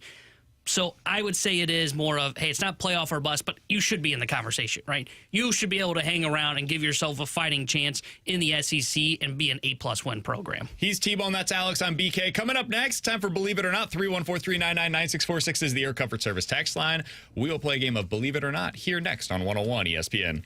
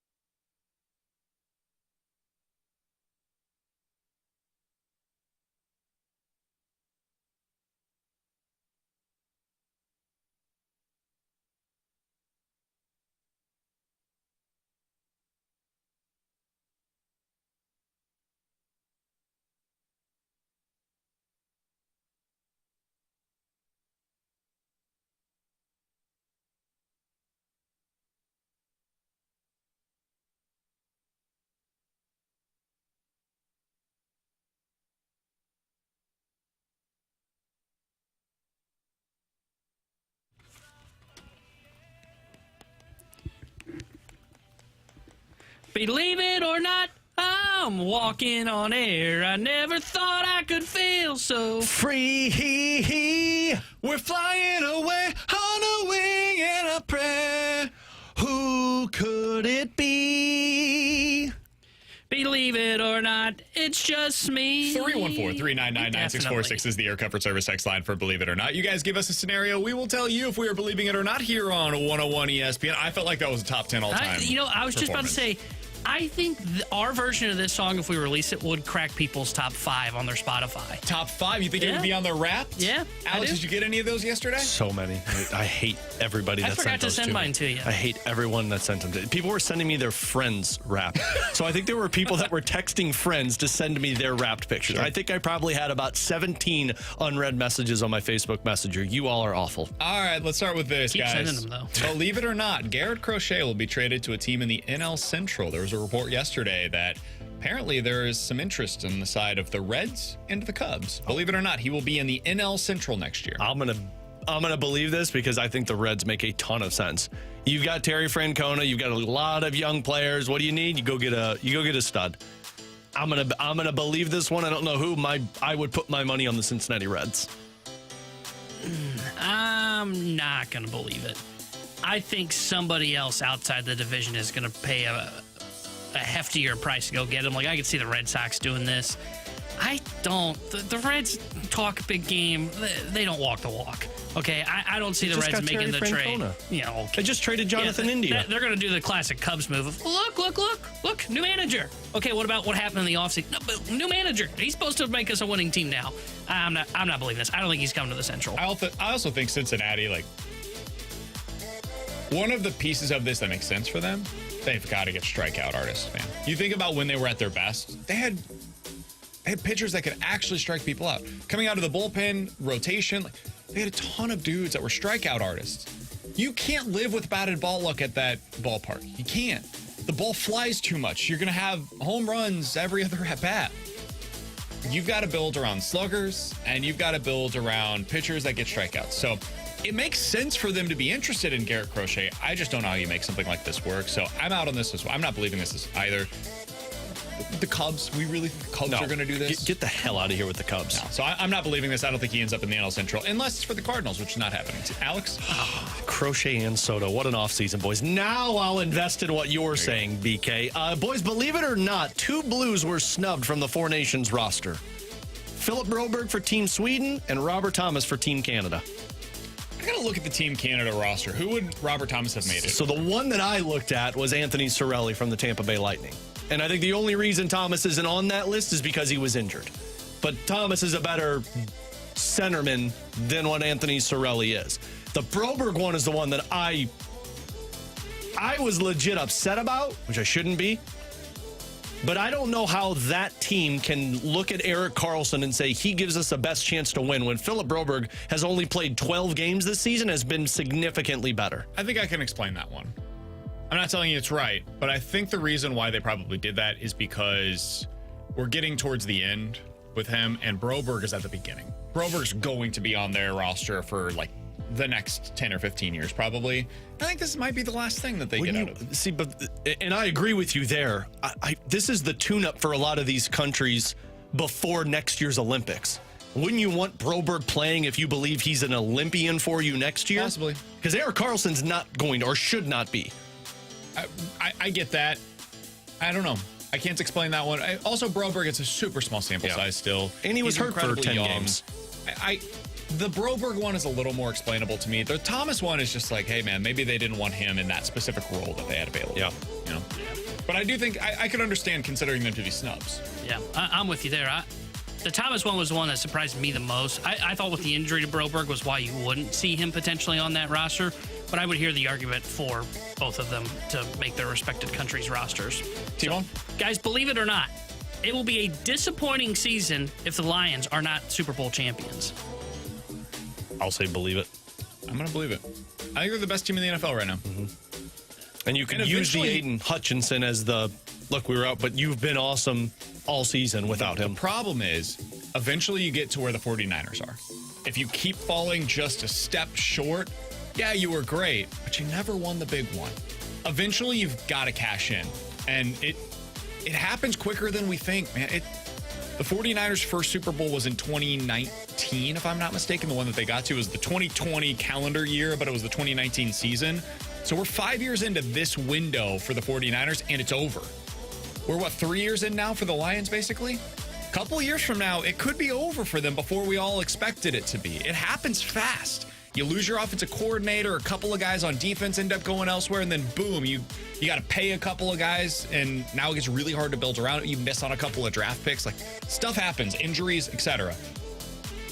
They got to win one, and this is probably going to be their best chance. Yeah, I believe it as well, and I think the other factor is, I just talked about the Chiefs, right, earlier in the show. I think they're susceptible to an upset. They're not the best Chiefs team we've seen. So if you've got a down year with the best quarterback in the league in Patrick Mahomes with that roster around him, you got to take advantage of that. You've got to be able to get through the NFC and get there. How many rosters are at that spot, by the way? Gotta take advantage now. Is it 3? I think 3. I would go Lions. I'd put the Eagles there. I was just about to say Eagles, and I think Chiefs are probably in that spot. But I kind of wonder if you're the Bills. For them. Yeah. I kind of wonder if you're the Bills, though. Yeah, I don't know how many more years at the beginning of whatever this is going to be. Yeah, but I don't know how many more years of this type of Josh Allen you have. Oh, like 10. You think so? He's going to stay durable that long? Yeah. Oof. When you got this kind of a quarterback, that dude takes a beating. He's mobile Ben Roethlisberger. He's 30. He's 28, so maybe it's 6 more years of this. They've got a while. I feel like the Bills, the Chiefs, probably those two teams in particular are in a separate category entirely from every other team that we're discussing. But yeah, I would say, I wonder, are the Ravens in this category? I was just going to ask that. I think we might be underselling the Ravens. I think Lamar is going to be good, but you lose the roster around him because Derrick Henry's not going to be this for a couple of years. Mark Andrews is not going to be this for a couple of years. I think defensively, really you're already team, bad. Eventually, just like with the Lions, eventually you got to catch fire in the postseason. They haven't yet. This is going to be the year that I think a lot of fans in Detroit get pissed off at Dan Campbell. If he's aggressive in the playoffs, then they lose a game. I think that's next year. This will be disappointment. Next year is where it starts to turn to frustration. Yeah. In my opinion. You're probably right. I think you need a couple of... Because they had gone so long without having any postseason appearances, much less success, that right now, I think for Lions fans, they're just so thrilled to watch a winner again. That it's like, I can't blame them. Not even again. A winner for the first time. Won 10 in a row. They've got some grace for anything that goes wrong in the postseason. All right, 314-399-9646 is the Air Comfort Service text line. For Believe It or Not, you guys give us a scenario. We will tell you if we are believing it or not here on 101 ESPN. Guys, believe it or not, one of the Kachucks will play in St. Louis before they retire. Believe it. Hell yeah. Both. So Brady will be a free agent in 2 years? 3 years? I think it is with Ottawa. Let's take a look.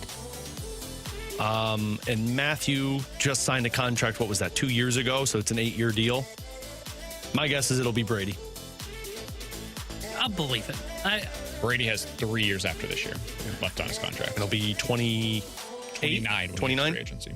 I'll believe it. I think they will learn from letting the other Kachuk slip through their grasp in a potential trade. So I'll believe it. What a year that was. Believe it or not, guys, Arenado's traded by Christmas. I'm believing the last one. I agree. When the winter meetings start, what, Monday, I believe? Yeah, I'll believe it. I'll believe he'll be dealt by then. If it happens, I don't think it happens till January. I'm going to say not. I think it happens the week after Christmas. Before New Year's. Happy New Christmas. Year. It happens on New Year's Eve. That'd be right? good. That Mo's ruthless in that sense. Calls at like 11:59. Yeah, 11:59. Believe it or not, Mahomes has won his last NFL MVP. He will never win another NFL MVP. I might believe this one. Kelsey's getting older. I'm going to say not. I think he wins another. I don't think it's going to be a regular occurrence, though. I think we've seen at this point, he's valuing like, hey, I'm going to put winning ahead of everything. And I know some guys say that, and then it's just nonsense. Oh, yeah, he's full of it. I think he actually is to the point where he's like, I'm just going to do enough to win during the regular season, and then a postseason I'll really push it. So I'll say he wins one more. Yeah, I'll not believe it either. I'll bet he could win one more. Like, I could see where he has, and it's not because he's going to digress, because I kind of agree with what you're saying. Rodgers-esque, where it's like, hey, Rodgers was always that guy that was in the MVP conversation in Green Bay. Then there was like that 3-4 year window where it was like, oh, what's going on with Rodgers? And then it was, boom, there was that 1 year where he shot back up and ended up being an MVP. I could see something like that. You guys know how many times Tom Brady won the MVP? This is a trick The question. greatest quarterback in the history of the NFL. I was going to say 2. Yeah, it's 3. So I think you'll see. I think you'll see Mahomes. How many Mahomes won already? 2. I believe it's 2 or 3. It's either 2 or 3. Should know Come on, this. man. You're the biggest Patrick Mahomes fans in the world. 2. Sorry. 3-time Super Bowl MVP, 2-time NFL MVP, 2018 and 2020. Well, the Super Bowl one doesn't count. Yeah, seriously. You guys are the worst. Ask Lamar. Yeah, Tom Brady, 3-time MVP of the league, 5-time MVP of the Super Bowl. I think we could see something similar for Patrick Mahomes by the end of his career. Lamar would know because he only wins MVPs in the regular season, and they matter more. If it wasn't the quarterback award, Mahomes would have none. He's T-Bone, that's Alex on BK. Coming Biggest up whiner next. award. I said whiner, by the way. I don't know. How do the Blues handle this roster when Nick Leddy and Pavel Buchnevich are ready to come back into the lineup? We'll talk about that here on 101 ESPN.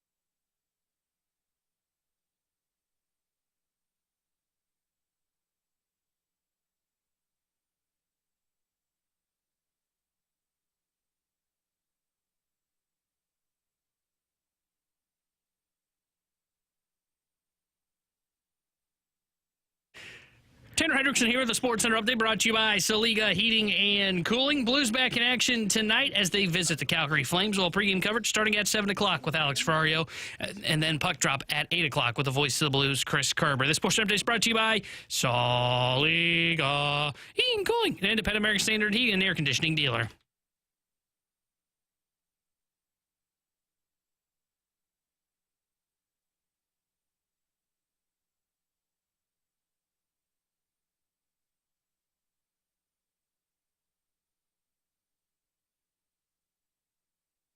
Alex, Matthew DeFranks just tweeted this out. Pavel Buchnevich did not stay on the ice late. It's a potential sign that he's returning to the lineup tonight. We do not know for sure that he will be in the lineup tonight, but it was said previously from Jim Montgomery. They expect him to be a player in this game. Now it looks like all signs are pointing towards Pavel Buchnevich re-entering the lineup for the Blues tonight against the Calgary Flames. That's really good news for them. Alex, I've got two questions for you, and they're both semi-related. One is more of a lineup question, and the other is a roster question. Okay. With Buch coming in, what do you do with this lineup? Who comes out? Oh, good question. Because my assumption is it'll be Thomas, Neighbors, and Buch on that top line. Yeah. Now. Probably Shin, Holloway, and Kyrou still, and you bump Saad down to that third line? Yes, that's exactly what I would do. And then the real question... This is going to sound crazy. Does Brandon Saad come out of the lineup? They would say no. If the decision is probably going to be Bolduc or Matthew Joseph. And I know people don't like the Bolduc thing. We've gotten upset about it, but Bolduc, although he continues to play consistent, that 7 shots on goal and 2 goals game has not been there the same amount of time. So do you have him take a seat, watch from up top? That would be my assumption, because Matthew Joseph just got back into the lineup, and I think Matthew Joseph has been fine, but that's what it's going to come down to. If you're going off of just performance as of late, probably Brandon Saad, because there hasn't been a whole lot of offense there from him. But it's still a veteran, it's still a leader, it's still somebody that can play on both ends of the ice. So my assumption would be Zach Bolduc comes out, Saad drops down, and it's Saad, Sundqvist, and Matthew Joseph. That's my guess as well. I don't know, though, man. I'm really curious to see what they decide to do here. I think this could be a situation where, like, for this game, Bolduc's out. For the next game, Joseph is out. For the next game, Brandon Saad is out. Yeah. And they just keep all of them fresh. I don't think that's the worst thing or worst way to handle it. But I think you kind of want to keep that top 6 the way that it is. Yeah. I think Montgomery, I know he is more than happy to juggle up the lines when necessary. But for now, I think that's Buch, Thomas, Neighbors, Holloway, Shin, Kyrou. I think the pairings are Thomas, Buch, Shin, Kyrou. I would say it's Holloway, Kyrou, and then just whoever else. But you got to have the centerman there. But you're right. I wouldn't touch Holloway, Shin, Kyrou right now. That line is buzzing. Buch is coming back in. You're just going to try and recreate what you had for those couple of games before Buch got injured. Really what you're tinkering with is that third line. All right, the other question that I've got for you, and this is a roster-related question more than a lineup question, because Nick Leddy appears to be close to his return. We don't know how close, but close nonetheless. Justin Falk also still working his way back. It looks like he's probably not going to be active tonight in this game either, based on what we saw from morning skate, according to Matthew DeFranks out in Calgary. What do you do with the roster when Nick Leddy is set to return, Alex? Because you got to take somebody off of it to get him back on. Yeah, because you're going to have 8 defensemen on your roster when Nick Leddy is activated and Justin Falk is healthy. It's got to be a defenseman. And I know a lot of people might be like, well, just send Bolduc down so we can go be a top-line player. If I could be honest, I know we pushed for that with Drew Bannister. I'm not going to do that with Jim Montgomery as the head coach, because I think Jim Montgomery is the right guy to get the best out of Zach Bolduc at this level. And if you don't believe me, go back and watch that New York Rangers game. You want to try and get more of that. So I wouldn't touch the forward spot right now. It's just a revolving door until somebody makes that decision to keep other players out of the lineup. I think it comes down to Scott Perunovich or Matt Kessel. I think it's Kessel. I think it's Perunovich. Now, Kessel is waivers exempt, so you don't have to worry about him getting claimed. I think Scott Perunovich gets claimed on waivers if he goes down. Whether you like Scott Perunovich or not, he has not been a minus for 10 straight games, and I believe he's a +8. It's like the 5th best plus-minus rating amongst defensemen. What a stud. Since that Capitals game that he scored the goal. But Jim Montgomery values size. Jim Montgomery values the ability to clear the front of the net. And as much as Scott Perunovich has improved in terms of confidence with his puck play and the offense, he played 9 minutes the other night Was a +3, did get 2 assists, but you're playing 9 minutes because they don't want you out there on the ice late in games to avoid the comeback. Yeah, I'm of two minds on this. The easiest one would be Kessel, because he's waivers exempt, so you send him down to the AHL. You can call him back up whenever. Like that is the move that the Cardinals would make. Kessel goes down. Well, it's the move that the Blues have made in the past. Asset management, as Doug Armstrong calls it. It makes sense. I would understand it if that was the route that they decided to go. The Perunovic move would be, it's just not going to happen here. And I could also understand this. Alex, we were talking about it before the show today. What is the future for Scott Perunovic here? Like, how does he become a regular player in this lineup? Who is he starting over? What does that look like? Because up until the moment when Falk was officially ruled out of the lineup, he wasn't even supposed to play the other night.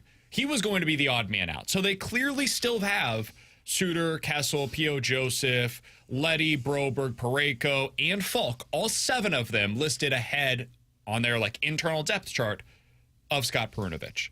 And they've got guys that are still coming through their minor league system as well for future years. You go to next season, Theo Lindstein, Michael Buchinger are probably 2 players that they would say higher up there on the depth chart. And if they're valuing the size now with Jim Montgomery, who's going to be their long-term coach, so now you have to build a team for him, I understand why they would say, you know what, it sucks, it's just not working, Scott, go get your opportunity elsewhere. I could see that.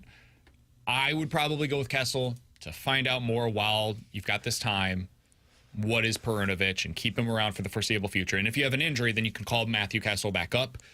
I could see it, though, Alex. Now, door number 3 to this, and this, I would imagine, is what Doug Armstrong is going to be doing, is you make phone calls between now and Leddy's return to see if somebody's interested in Scott Perunovic. Sure. Because he has been playing better to somebody. But typically when you make those phone calls, it's like, nope, you're screwed. You're going to put him through waivers, exactly. So I'll just wait till he goes through waivers. But it sucks because I think a lot of people, and I'm seeing it on our Air Comfort Service text line right now, saying play Scott Perunovic over Nick Leddy and just keep Nick Leddy a scratch. You're just not going to do that because Nick Leddy's a veteran. Nick Leddy does play better in terms of his net front. It stinks for Scott Perunovic because this is a guy who I do believe has untapped something in his game. You found the ability to be an impactful player rather than just kind of going through the motions, and you'd hope that a Jim Montgomery can continue to excel with that. But now you've just gotten to the point where there's other guys that you need more playing time for. Philip Broberg has now taken the spot that I think the Blues hoped Scott Perunovic could get to in terms of a top 4 defenseman. It's the worst route to go, but it's probably the only route that they have the ability to move forward with. He's Alex, that's T-Bone, I'm BK. Blues back in action this evening. Blues at the Flames.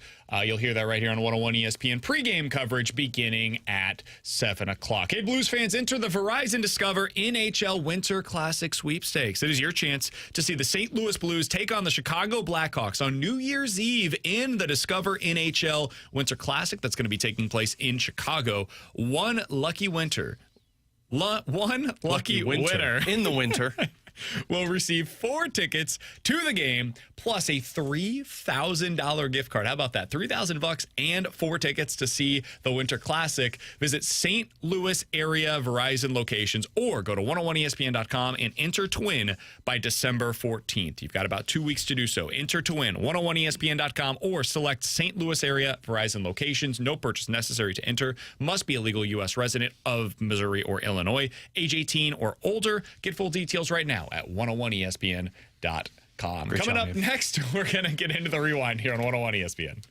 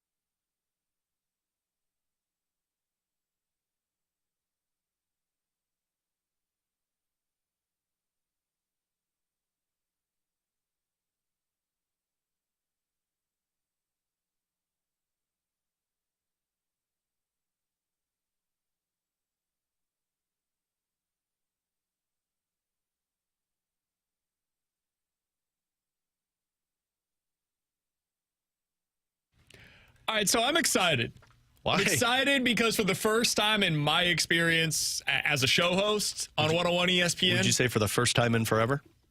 For the first time since I left for the Kevin Wheeler show for Kansas City in 2018, we have an office. An office to call our own. Well, T-Bone and I have an office. We have an office. Will you quit You're not leaving invited in. Now that we have our own office, will you Yes. quit leaving cups around? No. It's You've going to had a become coffee even more cup in there problematic. for the last year. Is that true? Yes. Yeah. Where? At your spot right now. Is it really? Yeah. Your water bottle has been at Centene since last Friday. No, that's true. That was 2 weeks ago. We weren't there last week. That was an accident. There's a cup in there? Yeah. I'll go get it after the show. You today. are a filthy individual, and you need to start being cleanly if you want to live in our office. That's nice, first of all. And second of all, I resent that. We should start making office episodes. So 314-399-9646 is the Air Comfort Service text line. I need some help. Tweet at us at BK Sports Talk, at Ferrario 101 ESPN, at T-Bone 101 ESPN. What are, like, I say this in all sincerity, what are the, like, must-haves for an office? Well, we need to have a whiteboard that says 0 days since BK has left a coffee cup in the studio. That we can do. We are going to get How a many days whiteboard to since a help us tone out with the problem? show. Reset, we got to one. An instant water We're just bottle. going to have an office of countdowns. Yeah. Big calendar. There needs to be a Nintendo 64 in there. I think we all can agree on that. Yeah, we're going to get we're that. gonna do that for the office. That was mandatory in contract negotiations, right, T-Bone? I'm bringing in a what's it called? The one. Someone's gotta work. The 1 cup coffee thing. Keurig. I got a Keurig that I'm bringing in for T-Bone. Oh, bringing something that we can actually make coffee with. None of that Keurig stuff. Okay, Yeah, well, I'm in on the works just Keurig. fine. I'm exhausted the right coffee now. I could beans. go for We said a cup of mini coffee. golf setup. I might be able to. Oh my God, a putting thing. Yeah, a little putting. I'll bring my golf clubs. Just remember, in case we do get fired, we need stuff that we can carry out, okay? Well, that's the thing. You just get a big box. You gotta Just picture BK like walking with his I told our Keurig and his- engineer, put my golf bag we on. have like a standing table with one of those walkway things, and he's like, Like a yeah, treadmill? but, you know, if you gotta have to take that out with Oh, you. that's I was fine. like, Take it okay, with us. cool.